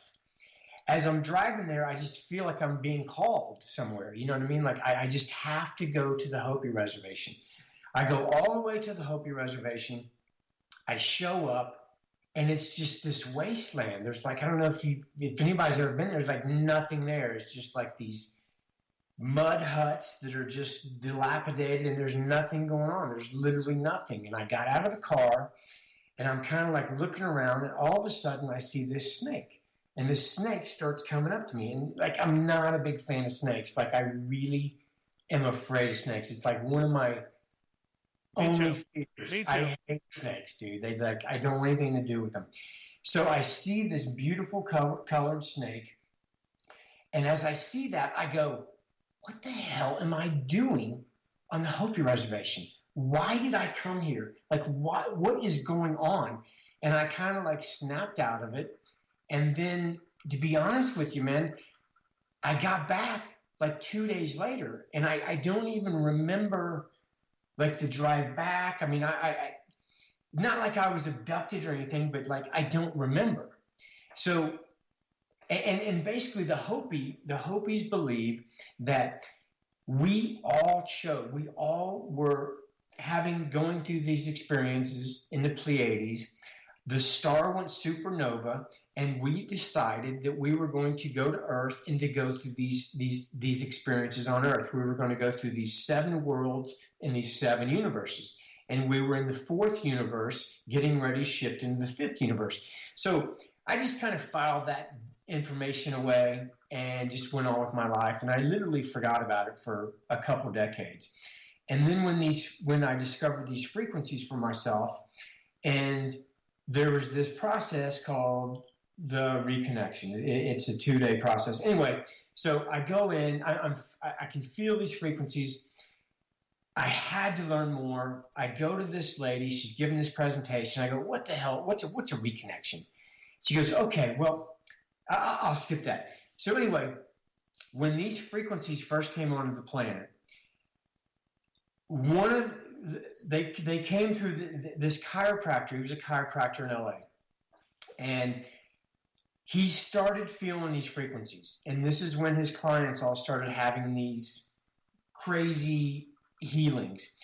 But during this time, 50 of his patients, as soon as he walked up to them, they all lost consciousness. Their eyes rolled back in their head, and all 50 of them channeled the same 6 phrases. And what they channeled was, you must continue to do what you're doing. What you're doing is bringing light and information onto this planet. What you're doing is reconnecting strands. What you're doing is reconnecting strings. You must know that you're a master, and we came for your reputation. So I'm fascinated by reconnecting strands. I'm fascinated that these frequencies are reconnecting strings. And so the lady that's doing my personal reconnection, she can tell that I'm just fascinated. And she's like, hey, man, there's more information about these frequencies, and it's on these discs. You might want to listen to these discs, this channeled information. So as soon as I got done with my reconnection, I jump in my car and I stick in the CD. And the first thing he says is, he goes, when I wrote the book, there was 2 things that I didn't want to talk about. I didn't want to mention the channeled information, and I didn't want to mention this Pleiadian connection. And dude, as soon as I heard that, I flashed back and I remembered this whole Hopi thing, and I realized that I've had these strange things happening in my life throughout my life, and they're kind of all related to this Native American and this Pleiadian connection. And so, yeah, that's where I'm at, and that's why I feel such a strong connection with the Pleiadians. But once again, I think we've all done everything. I think we've been it all. So that's where I stand on that. Well, that's a little heavy considering the fact that that brings up the whole topic of reincarnation as well, as we have about 4 minutes here to go before we got to go to break at the top of the hour.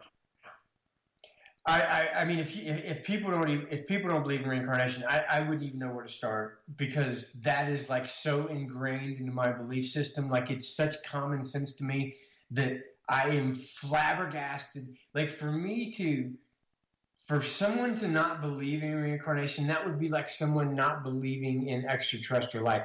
Like, I would rather just like let that go.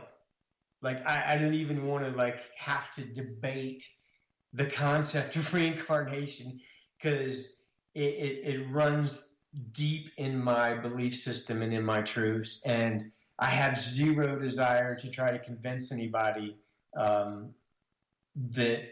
I actually have zero desire to convince anybody of anything. Like, that's something that's changed in me, because I always, when I would do my research and I would, go down these rabbit holes, I would love to debate people and to talk about things. And now I really don't. I have zero desire to convince anybody of anything. If we're on the same page, then let's run with it. And if we're not, then that's cool. So, I mean, if we've been there before, we've been there and done that, why keep going? Because the one BS thing, and I'll add to this, the one BS thing that I think is through this entire thing, and I could be completely wrong, but it just sounds foolish to me, is that we have to keep coming back, because we have to learn more spiritually to advance on the spiritual level, like we're trying to climb from T-ball up to the major leagues. Yeah.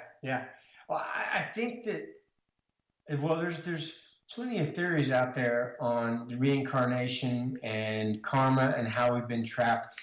I actually believe that we've already done it all, and that this is the lifetime where we start accessing the wisdom that we've already gained in those other lives. I think that maybe from my perspective that through our belief system, we've kind of trapped ourselves. And I know that there's tons of people that believe that, we've been, we're trapped by the archons, or, we're caught in the cycle of repeating the same experience. But I always go back to we've trapped ourselves with our beliefs and our indoctrination. Just my beliefs. Well, I mean, it does make sense.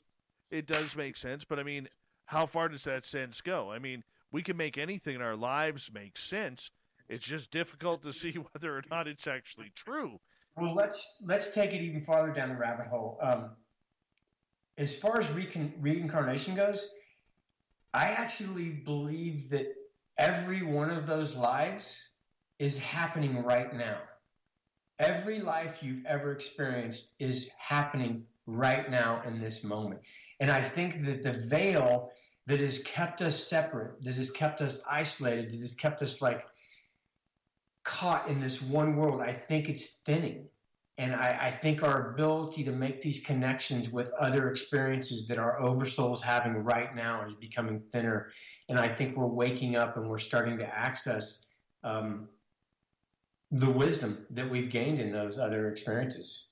Well, that's the intriguing part about it. And we have you for another 30 minutes here on Spaced Out Radio. Our guest tonight is Case Parks. His website, if you want to check it on out, everydaymasters.life. It's got a pretty popular YouTube channel as well that we highly suggest you hit that subscribe button. Bang that red subscribe button, everyone. Bang it. Anyways, we got Case for another 30 minutes. Where we're going, I have no clue. We're just going to continue the conversation because it's been pretty awesome so far. That's what we do here on Spaced Out Radio. Then at the bottom of the hour, we're going to hook up with The Shift in Vancouver. Nail down the thought of the day and the SOR Newswire. Jam-packed Hour 3 is next.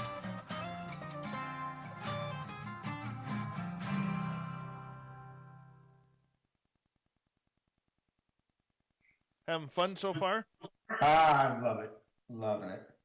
You're really good, man. I actually do a couple interviews with some of my clients, and I really suck at interviewing. And I really am picking up a few hot tips. Find your niche. I'm just going to run my dogs out. I'll tell you all about that when I get back, okay? Let's learn together on Spaced Out Radio Sunday with myself, Michael W. Hall, the paranormal lawyer at spacedoutradio.com. Hey, space travelers, this is John Resig, founder of the Tribe and Tribe Charities. If you know anything about our website, you know we like to do things a little different. We're not some faceless organization collecting money for a nebulous cause. Our donor dollars go directly toward life-improving items. Then we give those items directly to an underdog who needs it most. To become a donor with Spaced Out Radio's official charity, Tribe Charities, just go to tribecharities.org/donate. We're adding to the entertainment online for Spaced Out Radio. I'm Amber Beckrud, and I want to invite you to subscribe to our YouTube channel and check out Cryptid Tales, where I will take you on a journey into some of the strangest legends and lore from around the world, relaying the stories to you of the strange creatures and experiences that people have had throughout time. You can find Cryptid Tales at youtube.com/spacedoutradio, and while you're there, don't forget to check out our free archives and leave a comment. See you there. Hello, space travelers. It's me again, Carl. Don't forget to join the Space Travelers Club for just $5 a month. And follow Spaced Out Radio on Twitter at Spaced Out Radio. Our Instagram, Dave Scott SOR. Our Facebook page is Spaced Out Radio Show. Our archives are free at youtube.com/Spaced Out Radio. Come woo it up with Spaced Out Radio today. Bye! Hello, this is your guitar man, Ron Bumblefoot Thal, and I have to tell you, I love the response I get for Little Brother is Watching from Spaced Out Radio fans. It's amazing how music can inspire and make people think deeper about what's going on in the supernatural world. You can head over to my website, bumblefoot.com, to check out my music, my guitar workshops, my touring, even check out some of the hot sauces that I'm working on. And make sure you keep on listening, because with Spaced Out Radio, you know Little Brother is watching. Hello everyone, this is Ryan Stacy from the Experiencer Support Association, otherwise known as TESSA. We're glad to team up with Spaced Out Radio to help investigate your experiences on the SOR Sightline Report. Together, we'll investigate the strange sightings and occurrences you've had. We're looking for answers just like you. So fill out a Sightlines report on the Spaced Out Radio website and let's figure out what's going on together.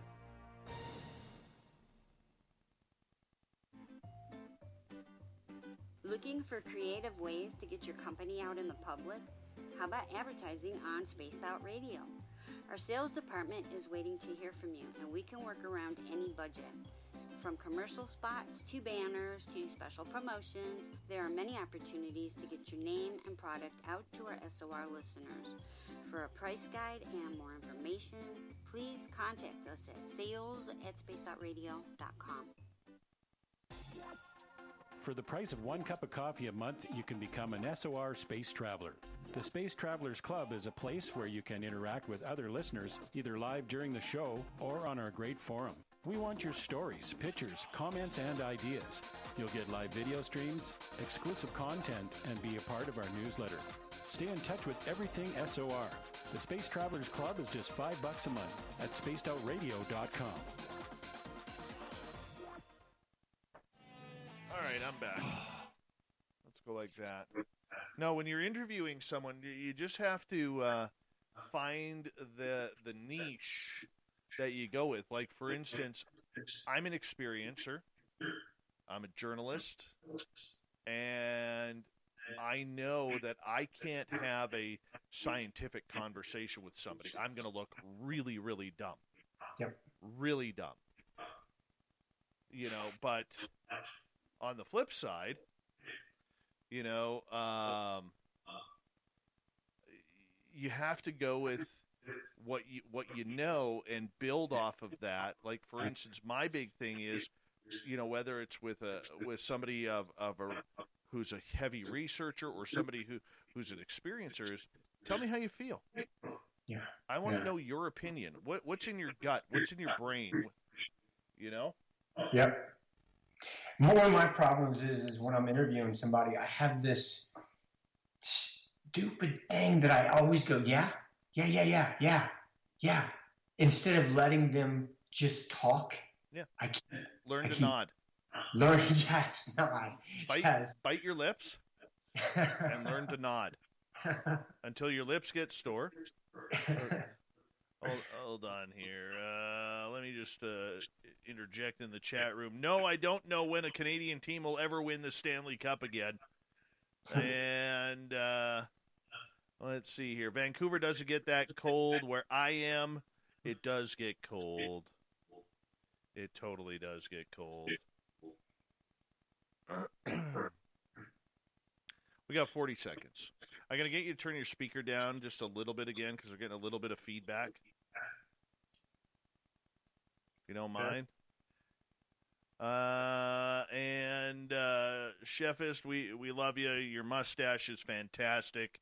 Even though you raised the price of your toe lint, that I don't know. I don't know why you did it. I don't know. Big thanks to Cat Chaser for the super chat. Everybody who's hit that subscribe button and given us a thumbs up tonight, we really do appreciate it. Here we go in 5 seconds.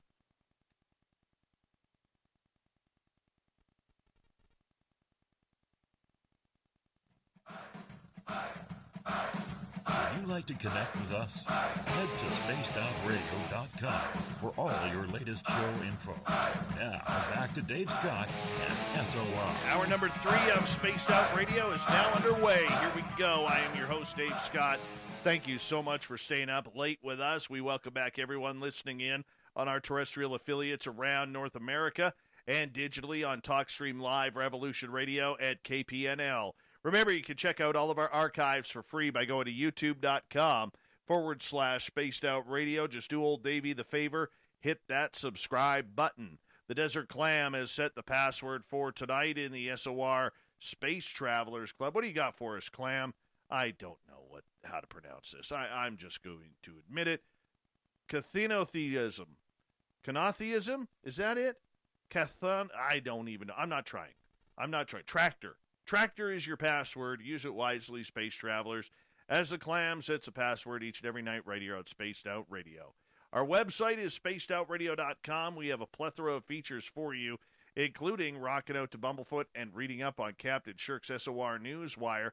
Follow us on Twitter at Spaced Out Radio and on Instagram at Spaced Out Radio Show. For the final time tonight, we introduce our guest, Case Parks. Got a great website called everydaymasters.life where teaches you about your Zen, your Chi, how to find yourself, how he can help you find you, and where are you going to go with it? Where are you going to go? Case, welcome back. Good to be back. Hey, appreciate you, man. Really do appreciate your time. You kind of talk about, through your courses, about, what are you creating? What are you trying to raise your frequency for? How do you help out, not only yourself, but others? But one of the sections that you have done a little bit of a study on is psychedelics. Mm-hmm. Why go down this road? Oh, why not, man? It's a perfect opportunity for a few hours to remove that veil that we're living in. Our senses are only picking up a very thin sliver of our reality. And I found that mushrooms, I don't do them all the time. I haven't done them in 2.5 years. And there's been many years in gaps in doing them, but I've always had an absolute amazing spiritual experience when that veil is taken away for a few hours. And I've only had positive experiences from ever doing mushrooms. Tell me about the trip, man, because I've heard a lot of people going down this road, in trying to connect with their higher self, their higher intelligence, maybe extraterrestrials. Okay. I'm curious, like, why go down that road? I can't believe that you haven't tried them. why wouldn't you at least experience it once? I don't know. I guess I don't know. It's just self-evident that it's just it's a very temporary experience. And actually, the research that's been done lately on it's always been there, but is finally being accepted is how mushrooms can absolutely heal someone from chronic depression. It's I mean, all you got to do is a little bit of research, and the benefits far outweigh any negatives, in my opinion. Okay, so when you go on that trip, what's it like for those of us who haven't experienced it? Okay, so for instance, if I was on mushrooms right now, and I looked down at this glass of water, and I picked up this glass of water, the feeling of holding that glass of water is just, you are that glass of water. And when you take a drink, you just feel that water going down. It's just, it turns your brain off, and it magnifies all your senses. So when your senses are magnified and this monkey mind, ego mind gets turned off, it's just this incredibly calming, peaceful, healing experience. And what's ironic is that, I mean, like literally, if I held this glass of water, it would just be the greatest glass of water that I've ever held. And if I drank it, it would be amazing to feel that water going down my throat. And that experience is always available, but yet we don't experience a glass of water on that level. So it's just an opportunity to experience life with your mind turned off and your senses magnified. It's beautiful, absolutely beautiful. Okay, so for some people, they are able to connect with extraterrestrials. Other people are able to connect with, different forms of dimensions or alternative realities. I guess it's all based on the trip that you have, because you don't have control of it. You have very little control. I will say that, there have been many times when I have, well, not many times, but there's been several times that I've taken mushrooms with friends. And ironically enough, we have had the same visual hallucinations, meaning, maybe we're out in nature and we look up at the clouds and we both see similar geometrical kind of fluctuations. We're sharing the same type of visual experience, which is kind of ironic to share a similar, experience. Yeah. Okay, so how do you? I'm sorry, I just don't understand. I understand how to take mushrooms, even though I've never done it, but I don't understand why someone would put themselves through this, because, well, number one, they're kind of illegal. But number two, except in Oregon, but number two... Yeah, they're legal here too. Okay, but number two, why put your mind through something like that? Because I'm sure there's many people out there who cannot handle the ramifications, either positive or negative. Well, that's just something that you have to experience. It's like me trying to tell you what a strawberry tastes like. No matter how articulate I am, no matter how many words I have access to use, I'll never be able to describe what a strawberry tastes like to you. But the second you take a bite of the strawberry, everything that I would say would be irrelevant, because you know what it's like. And, mushrooms come from nature. And, I've never even thought about, like, why would I take them? I took them just knowing that I was going to have a a different type of experience than normal consciousness. I find them extremely, I think they're a magnificent teacher. And like I said, I've had some amazing spiritual experiences on them.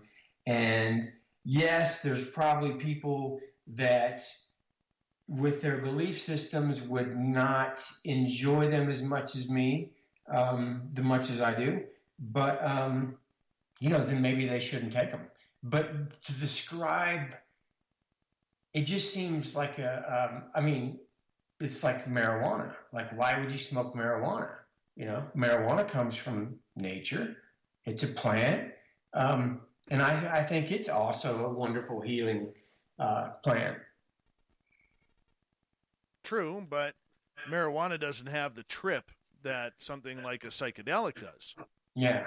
Like I said, it's just an opportunity to experience reality, a temporary experience, and I've found nothing but growth from doing it. I haven't done it too much. I've probably done it 20 times in my life. Okay. So the next question I have for you, in regards to the trip, how do you know it's not the trip and that it is some sort of reality? See, one of the reasons why I've never done it is any experience I've had, I've always been sober. Mm-hmm. I've never needed a hallucinogen in order to have that, because how do I know that whatever I see is going to be not just, an explosive Lucy in the sky with diamonds in my mind, rather than having a real experience? Well, what makes the Lucy in the sky diamonds not a real experience? You're experiencing it. True, but we don't know if that's the power of the mind or the power of the aliens. I think that on some level we could. I think that type of experience always exists, but the limitations of our senses keep us locked into this certain experience of reality, and I think that we use that as a tool to leave that layer, that thin experience of our reality, and we can learn from it. And if somebody told me that I was going to take mushrooms and I was going to trip for a month, I wouldn't take them.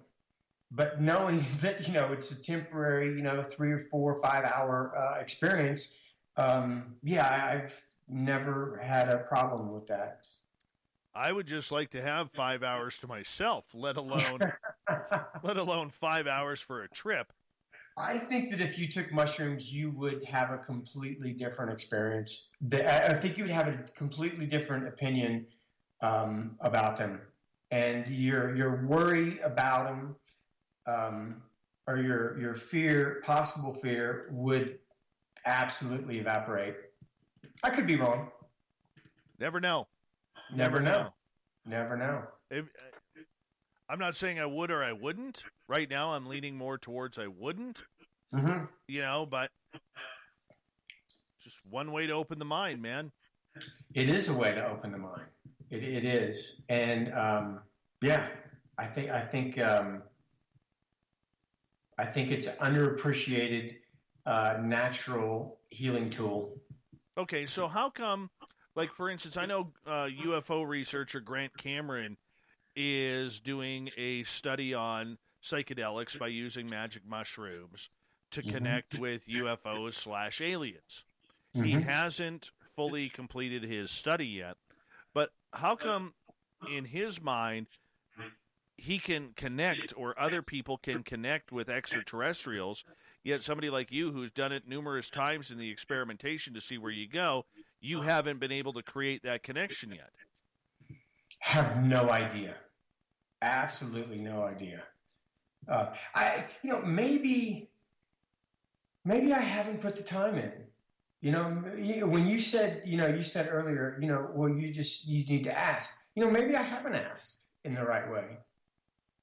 Maybe there's a part of me that's slightly fearful, and that's what's keeping the experience from my consciousness. So what do we got to do? We've got a whole 9 minutes left. What do we got to do to open you up there, Case Parks? I tell you what, you tell me, because I am a student willing to be taught when it comes to having extraterrestrial contact. You know what worked for me? To be absolutely honest, for a long time this worked for me. Peace, love, and light, man. Yeah. And shoot it into the stars. Shoot it into the stars as far as you can imagine. Yep. And it for a while there, it was that simple. It really was. I don't know why. It worked for me. Not saying it would work for you. Yeah. And so are you saying that it's not working for you anymore? No. No, it's not working for me. And the reason, there's a couple reasons. Number one, I believe it's because I'm too exhausted. Pardon me. I don't get a lot of time. Yeah. My day starts at 7 a.m. and ends at midnight Pacific. Wow, that's a long day. Okay, and actually, it ends at 1 a.m. Pacific. Wow, that's a long day. Two jobs, and then got to play the role of dad in between for an hour and a half. Okay, it's very tough. It's very tough. So, I mean, that is something that, I think that they're giving me a break. That being said, I've lost touch with my own spirituality because I put so much focus on the show. Yep. All right. That I've lost my own being in tune. Yep. Yeah. And number 3, I got cursed. Who'd you get cursed by? A witch.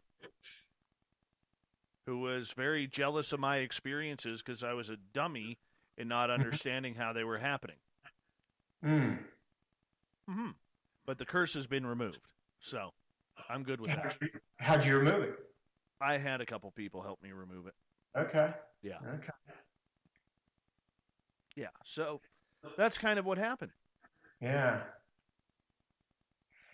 Well, I am envious of everyone that is conscious of their experiences, and hopefully one day I will get out of my way and I will be able to have that experience.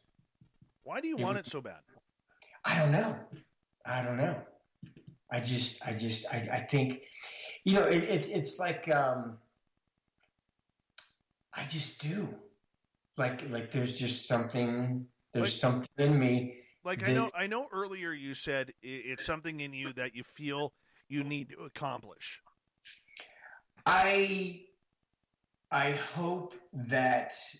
I mean, I have a certain kind of idealized version of when more open contact would happen, and I think that probably by the year 2035. We will be living with a completely different consciousness about other life forms.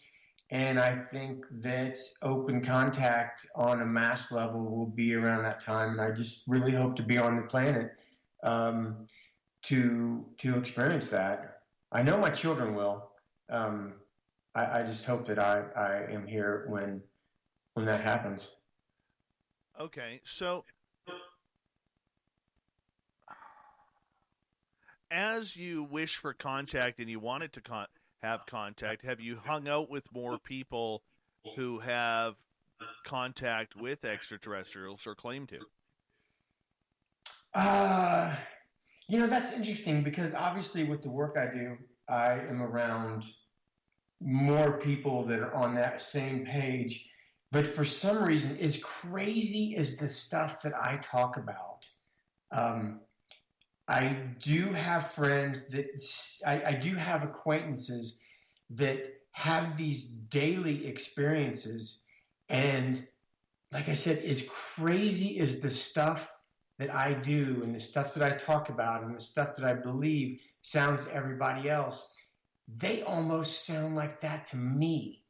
It's like, because it's out of my realm of understanding how they can have these contacts, this interchange, this experience on a daily basis. And it starts to sound crazy to me.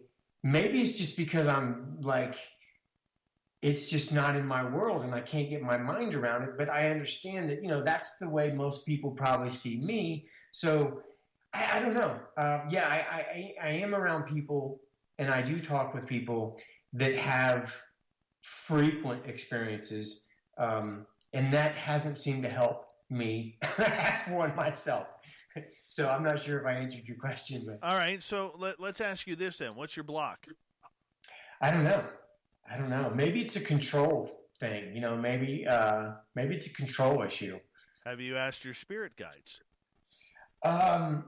Damn, I feel like my spirit guides are, my family from the stars. So, yeah, I guess you could say that. But have you asked them? Maybe I haven't. Sure feels like I have. But maybe also it's the thing that you were talking about, how you get so wrapped up in your 12 to 1 or your 7 to 1 that your energy and your focus is, you're focused on making a living and being a dad and having this amazing radio program. So, maybe I haven't actually. Maybe I haven't. Something to think about. I love to think about things. I love to be proven wrong. I love it. My friend, we've only got less than 2.5 minutes left with you tonight. And Okay. I told you when we started this show, I remember you saying, dude, I've never done a 2.5-hour show before. Yeah. What's it like? And I said, it's going to go by really fast. Amazing fast. And that's exactly what has happened here. So in the next couple of minutes here, 2.5 minutes, do me a favor. Go into a little bit of detail of what our audience can experience from you in learning about your YouTube channel and your program. Okay, I would say that I would rather just skip that and say, there's a shift happening right now. And I think it's really important right now that we really start trusting this inner guidance that we have. And we really need to stop focusing on what we don't want in our life, what's wrong with the world, and start really focusing on our own passions, what excites us. And I think that as we follow our passions and as we lean into trusting ourselves, I think that we set the example for others, and we, as a whole, we start raising the frequency of the masses. And I don't know, I think it's just a really crucial time with so much division on the planet right now that we really focus on what we love, and we not get caught up on what we're disagreeing on, but what we're agreeing on. And I think something amazing is getting ready to happen on the planet, and I think we're going to go through some turmoil for the next couple years. But I really hope people see that or feel that something amazing is happening. And I just want people to be happy. I just want them to be content. I just want them to be happy. And and if you're interested, just go to my website, YouTube channel, and just watch some of the videos. And if it resonates, cool. If it doesn't, cool. But really, I'm not trying to push anything that I do. I'm really just trying to. I just want people to be happy, and I want us to start. Just focusing on what's important in our life. Wonderful. Case, I want to say thank you so much for coming on Spaced Out Radio tonight. Absolute pleasure to get to know you, man. You're a great guy. All the continued success for what you're doing with your practice. His website, Case Parks, everydaymasters.life. Make sure you check it on out. Coming up next, we're going to hook up with Vancouver and go on to the shift. And we're going to talk some UFOs. I may have some intriguing news for you guys, so stay tuned. Spaced Out Radio continues right after this.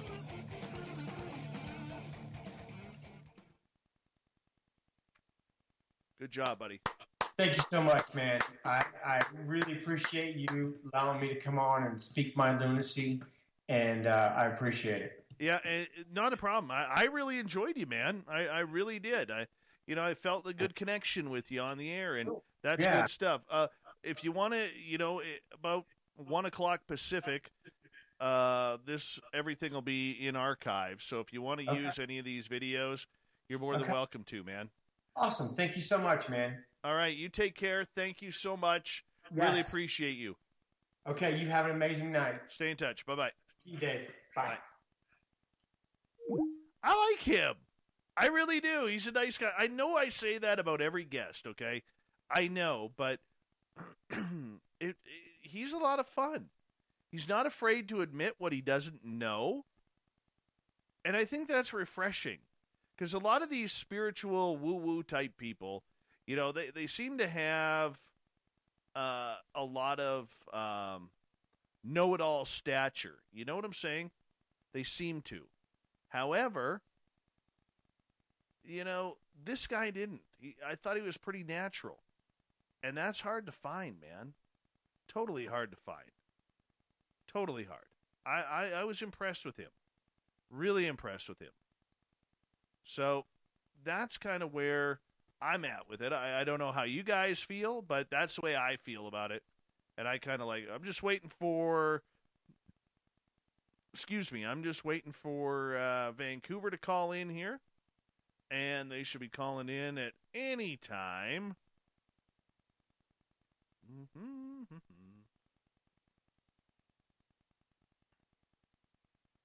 Let's see here.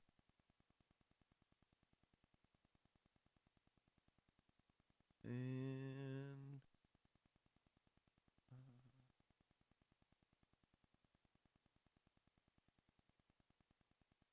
oh yeah, that'll be good. Right there. Make fun of the Prime Minister. That was a good dude, man. Good dude. I liked him.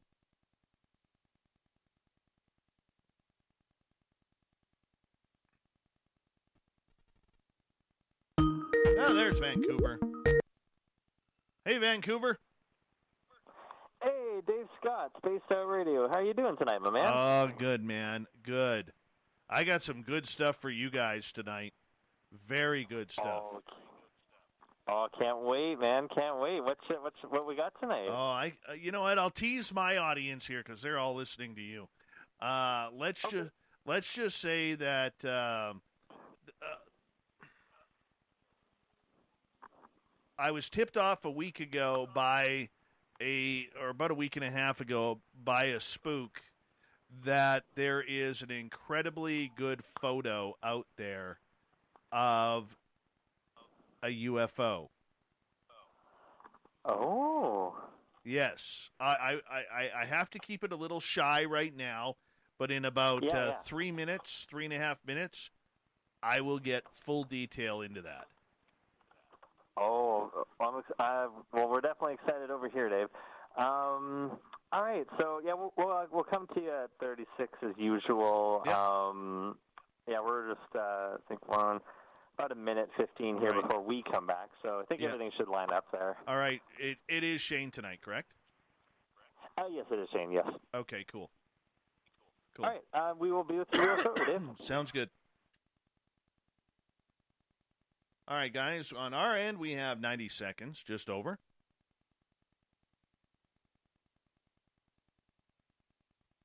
For just Play a little commercial there for you, really trip you out for those of you who are having a weird trip on shrooms tonight. Our Facebook page is Spaced Out Radio Show. Our archives. Yeah, how's that? Feel good? Feel better?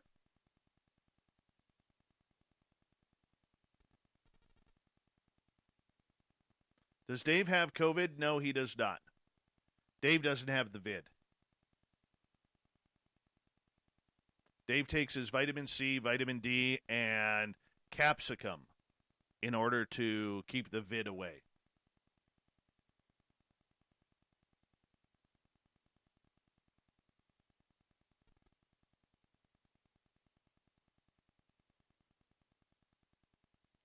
All right, guys, 30 seconds.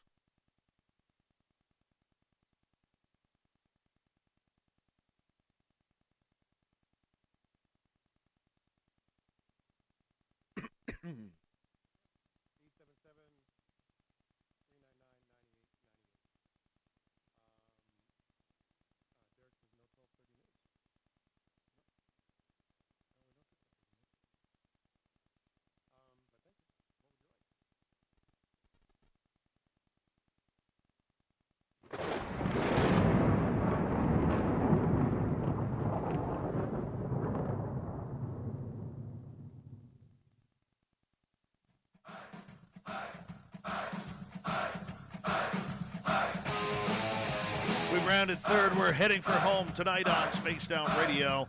My name is Dave Scott, sitting in the captain's chair of SOR headquarters. Great to have each and every one of you with us. We're going to get to the news here momentarily, but first we're going to hook up with the shift out of Vancouver, going right across Canada with Big Bad Shane, and let's see where he is. Okay, thanks, Glenn. Wow. But what if your friend has a booger? I don't know. What if your friend has a booger? I don't know. Let's see where we are. Just don't get in there. I don't know. Are we ready? Dave Scott. Yes. Spaced Out Radio. The man. I am that guy. He's there. He is. He's here now. We've been auctioning off Matt, the technical producer, on the program. So if you'd like to make a bid, you feel free. Does it? Do you? Are We're you? up to $34.11. Yeah, that's way too rich for radio, man. Way too rich for radio. I get it. So, and throwing in smokes, of course. Well, you have to. You have to. Delivery. You have to. This is important. Before we get started here, Dave Scott, with all the woo-woo. Yes. It is Good News Tuesday-ish. Yes. And as we do, we like to share the good news here on the shift with all of the shift heads. And I was wondering, is there anything good news going on in your world that we could share? Good news. I work in radio. Well, good. There is no good news. No, I'm teasing. Good news would be that I have a kind of a pseudo-breaking story for you that hasn't even broken yet. Well, it's broken. It's been tipped off, teased, but nothing official has been written yet. All right. Well, that sounds very intriguing, doesn't it? Oh, So what are we? I'm building up to it. Are we setting the world about here? Are we reinventing something? Like is this? Are we going to end up in the news tomorrow because we did it today? Like, what's going on? Well, it could be. It could be. But, you know, Shane, we have talked a lot over the last number of months about the United States Navy videos of the Tic Tac Go Fast and the gimbal film, okay, as we talk UFOs. But on December 2nd, there is going to be a very powerful article coming out by a journalist named Tim McMillan. And he has the inside scoop on a very intriguing story. Apparently, the United States Navy is not very happy about this story. And they are fighting, apparently, potentially, with some of their own in the Office of Naval Intelligence. So, in the last 12 months, there has been a major UFO sighting. Major. Okay. And what was happening was, I believe it was in the Pacific Ocean, there were two happenstances. Number one, which was reported by our team scientist, Bob McGuire, that there was a UFO underwater, submerged, that was toying with an American submarine. Oh, not crash, like no, just toying with it in the water. Kind of freaked out the crew. The second one, and this is where it gets real intriguing, is the Office of the Naval Intelligence found out about this, wanted to go absolutely public with it. The Navy said no. So how they apparently got around it was they decided that they were going to send a giant memo with a clear-as-day photograph of a black triangle sitting vertically out of the ocean that was taken by an FA-18 Super Hornet pilot. And as the Hornet approached this craft, whatever it was, it shot straight in the sky and disappeared. And they got one photo of this black triangle coming out of the ocean. When do we get to see it? Well, that is for debate. Tim McMillan, who is writing this article, I have it on good authority that he has seen the photo. Whether or not he's going to be allowed to release it in his coming article on December 2nd, I do not know. What I do know is the ONI, or the Office of Naval Intelligence, was so upset about the Navy not going with their new protocol in announcing what had happened that they released this photo and the report to over 1,100 Secret Service and intelligence agents in the United States. And part of it, the other part that I heard, was they were hoping that this writer, Tim McMillan, would get a hold of it, that somebody would leak it to him. And that's exactly what allegedly has happened. We'll find out on December 2nd. But when we saw the videos from the United States Navy before, they were all in the early to mid-2000s. This incident has happened within the last 12 months. The Navy is going crazy because they've had two of them happen while on training exercises. They have no control of what it is. They have no idea what this black triangle is. The Office of Naval Intelligence wants it to go public. The Navy wants to keep the secret. So the Navy right now, from what I'm hearing, is trying to shut this down.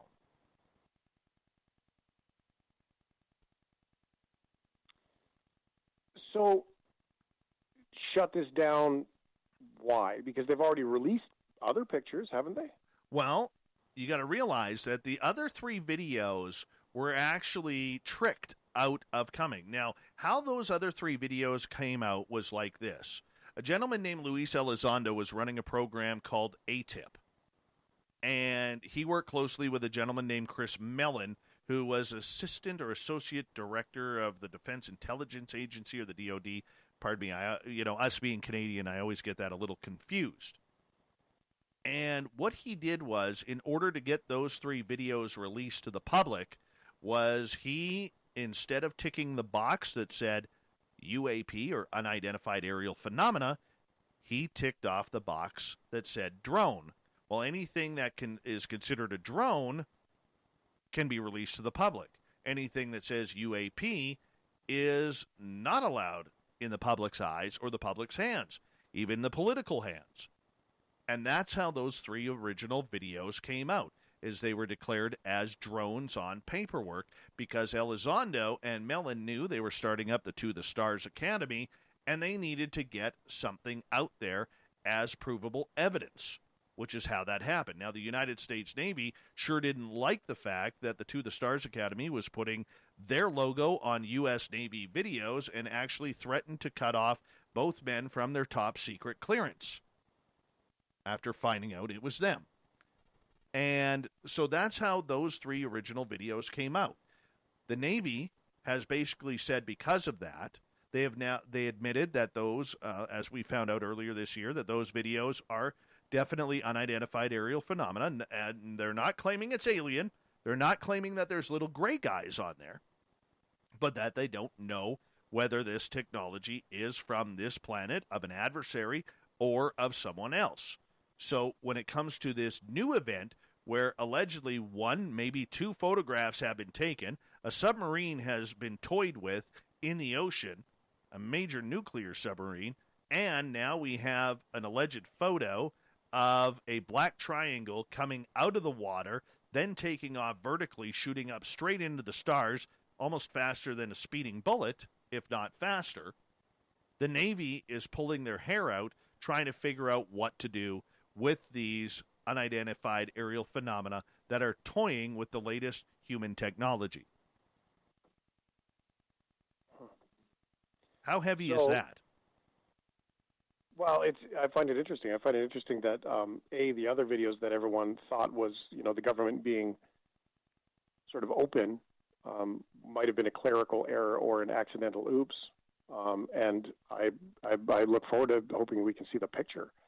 I mean, that's always the be all end all, isn't it? Is being able to see the photo. Well, that's what we would hope. That's what we would hope. We want to see the photo.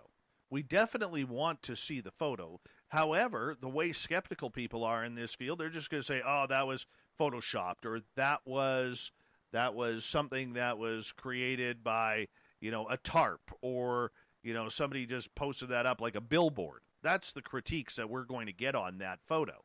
However, the Navy is going crazy on this right now because they're trying to keep the photo from being released, and they know there are certain members of the public that may or may not have copies of this. I'm leaning towards the may, allegedly.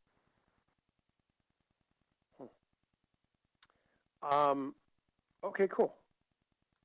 So I guess we'll wait and see on that one. But there have been more UFOs in the news lately. Wasn't there? Wasn't there another story that there was a story that you had shared about a collision or an almost near collision? This happened on September 1st, where a Boeing 737 from an airline in the United Kingdom was landing at one of the airports in Leeds. And as they were approaching the runway, they started seeing this weird light came out of nowhere, and then up from the runway, and literally missed the cockpit of the jet by about 10 feet. Literally. And it absolutely freaked the pilots out because they had a full passengers on board of, I believe, 182 people, somewhere around there.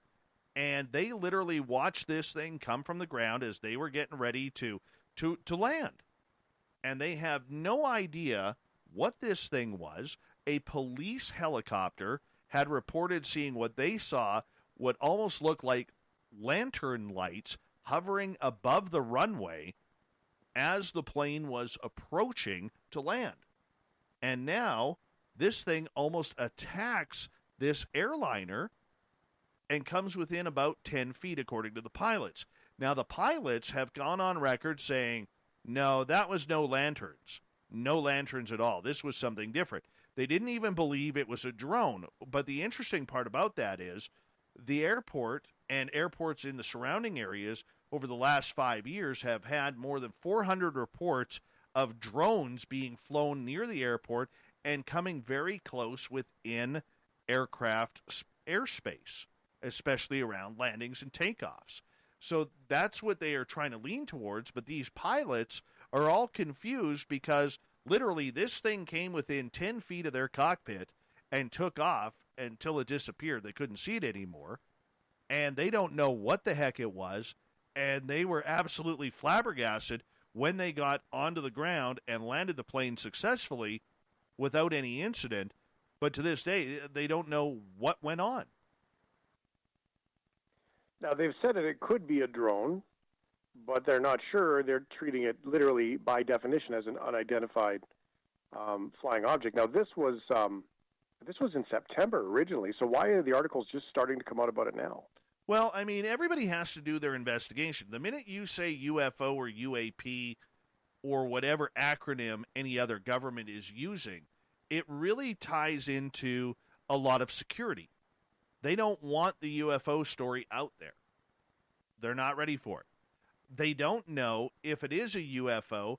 Is it a UFO from Russia, China, North Korea?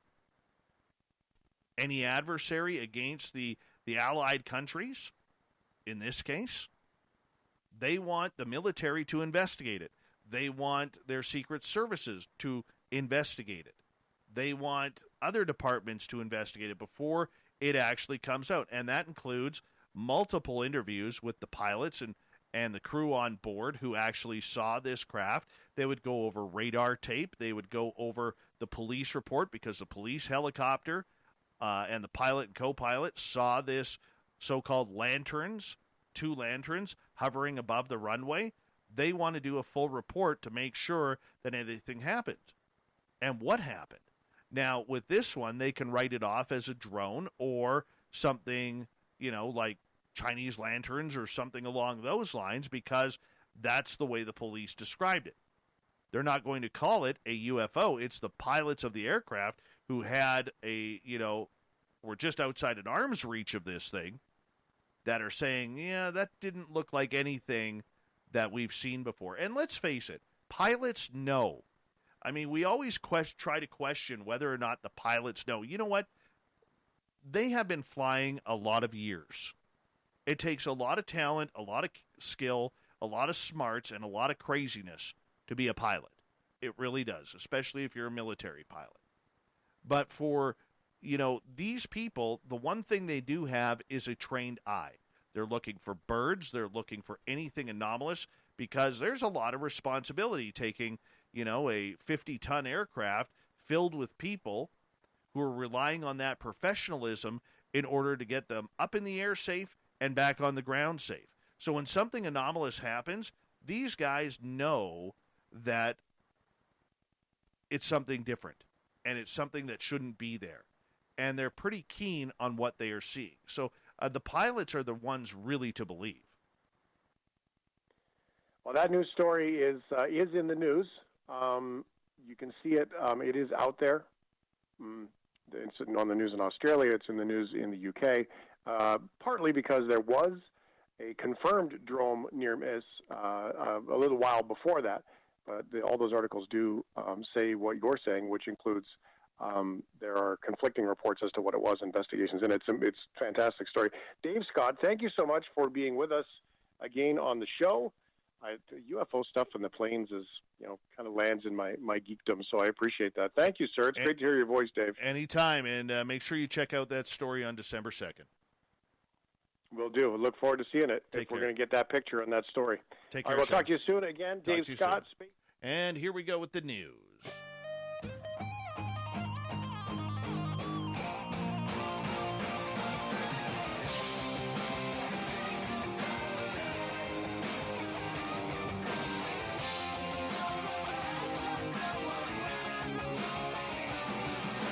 The news is always changing, which is why we bring you the SOR News Wire at the back end of every show, where we get to the weird, the strange, the wacky, and sometimes the Canadian Prime Minister being pranked. Yes, Canadian Prime Minister Justin Trudeau has joined a growing list of public figures targeted by pranksters posing as climate activist Greta Thunberg. Audio of Mr. Trudeau speaking to an accomplice of pranksters Vladimir Kuznetsov and Alexei Stolyarov in January has been released by the pair. The Prime Minister apparently fielded questions from the fake Ms. Thunberg on NATO, world peace, and Donald Trump. This is not the first prank call of a world leader, his office said. The Prime Minister determined the call was fake and promptly ended it, Mr. Trudeau's office said. I doubt it. I doubt it with this guy, by the way. Hello, Greta, the recording begins. I understand that you have a lot of work and not so much time to talk to a young girl, but I am very concerned about the growing international crisis, the impersonator responds. Days before the recording, Ukraine International Airlines flight PS-752 had been shot down after taking off from the Iranian capital of Tehran amid escalating tensions between Iran and the U.S. All the passengers and crew were killed, including 57 Canadians. Mr. Trudeau told the fake Ms. Thunberg that he had received many, many phone calls on the subject, talking about de-escalation on all sides. The fake Thunberg, fake Greta, basically told Mr. Trudeau that he and other world leaders are adults, but you act like children. Leave NATO, drop your weapons, pick up flowers, smile at nature, she said. Taking the increasingly strange comments in stride, Mr. Trudeau applauded the fake Greta for her perspective and passionate words. Asked about U.S. President Donald Trump, whom she described with an expletive, Mr. Trudeau replied that it's his responsibility to work with world leaders that other people choose. He goes, I can certainly understand that people could feel very, very strongly about him. Mr. Kuznetsov and Mr. Stolyarov have previously targeted Elton John, Prince Harry, and Vice President-elect Kamala Harris. That's funny, actually. Real funny. Yeah. The Trail RCMP here in British Columbia have responded to a bizarre call. Around 12:40 p.m. this past Friday, A local woman in her 30s called police to report that a casual acquaintance of hers, a 28-year-old man, had asked her to marry him. He also propositioned her for intimate relations, which led to her feeling uncomfortable and contacting the authorities. An officer investigated the complaint and discovered that the men had allegedly asked several other people, both men and women, to marry him that day as well. Police located the man, told him that he needs to stop asking random people to marry him, because that's how it's done here in Canada. The Trail RCMP is asking for further information on who has had similar interaction with this man and to contact them. And, do we go with one more? No. Let's get to the thought of the day.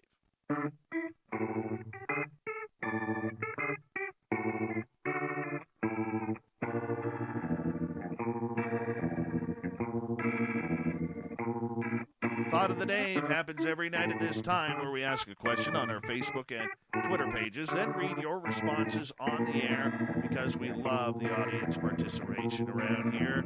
Today's Thought of the Day is as follows. How do you heal your mind, body, and soul from everyday life?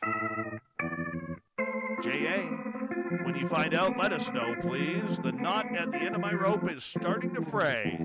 Scott, hot, heavily buttered popcorn does it for me every time. Gail, I embrace those that I love with what I can.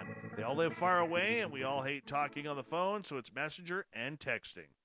Goodness, I hate texting. Kevin, and Kevin's beard, two different entities. Got in the White Sulphur Springs Spa in Montana the other day. Wow, didn't realize that I needed healing. Joyce, breaking the habit of listening and chanting to lyrics with music set at 420 hertz was my first step. Rose, I reach out, get love and support from friends. I hid it for so long it nearly took my life. Nikki, music, usually binaural beats, a massager used on the shoulders and back, and a TENS unit, reading a great book, creating something with my hands. Anna, Shaka Khan, or whatever that song is playing right now. Kara, I do whatever it takes to get me out of my head, because when you're thinking, you're stinking. Donna, meditation, Reiki, and Jack Daniels helps. For Lisa, prayer is the key. Davey, yoga, meditation, and being in nature. Meditation and prayer for Science Bob. Wine and a hot bath for Allison. And Gabe has the final word. Taco Bell is the answer. Thank you to Captain Shirk for the news, everybody in the Thought of the Day, and to Case Parks for being our guest tonight. We got Mr. Ron Bumblefoot Thal rocking in the background with Little Brother is Watching. Bumblefoot is the official music of Spaced Out Radio, rocking us in and out of every single show. Get your horns up for the guitar god himself. Special thanks to everybody listening in at work, at home, in your cars, wherever you may be. Thank you to everybody in our chat rooms tonight on YouTube, LGAB, Revolution Radio, Facebook, the Space Travelers Club, and our website, and all the snarkers hanging out at hashtag Spaced Out Radio.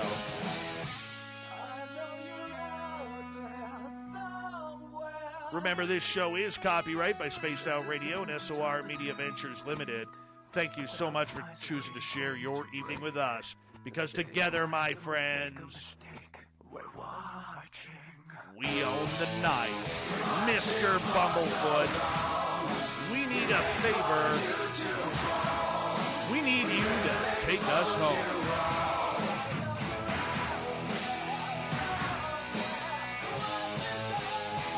Yes, the Woo train has docked for the night. But don't worry, my friends. Tomorrow we shall ride again. Your seats are always available. Your tickets never expire. And if you want to bring a friend, yeah, we got room for them too. Good night.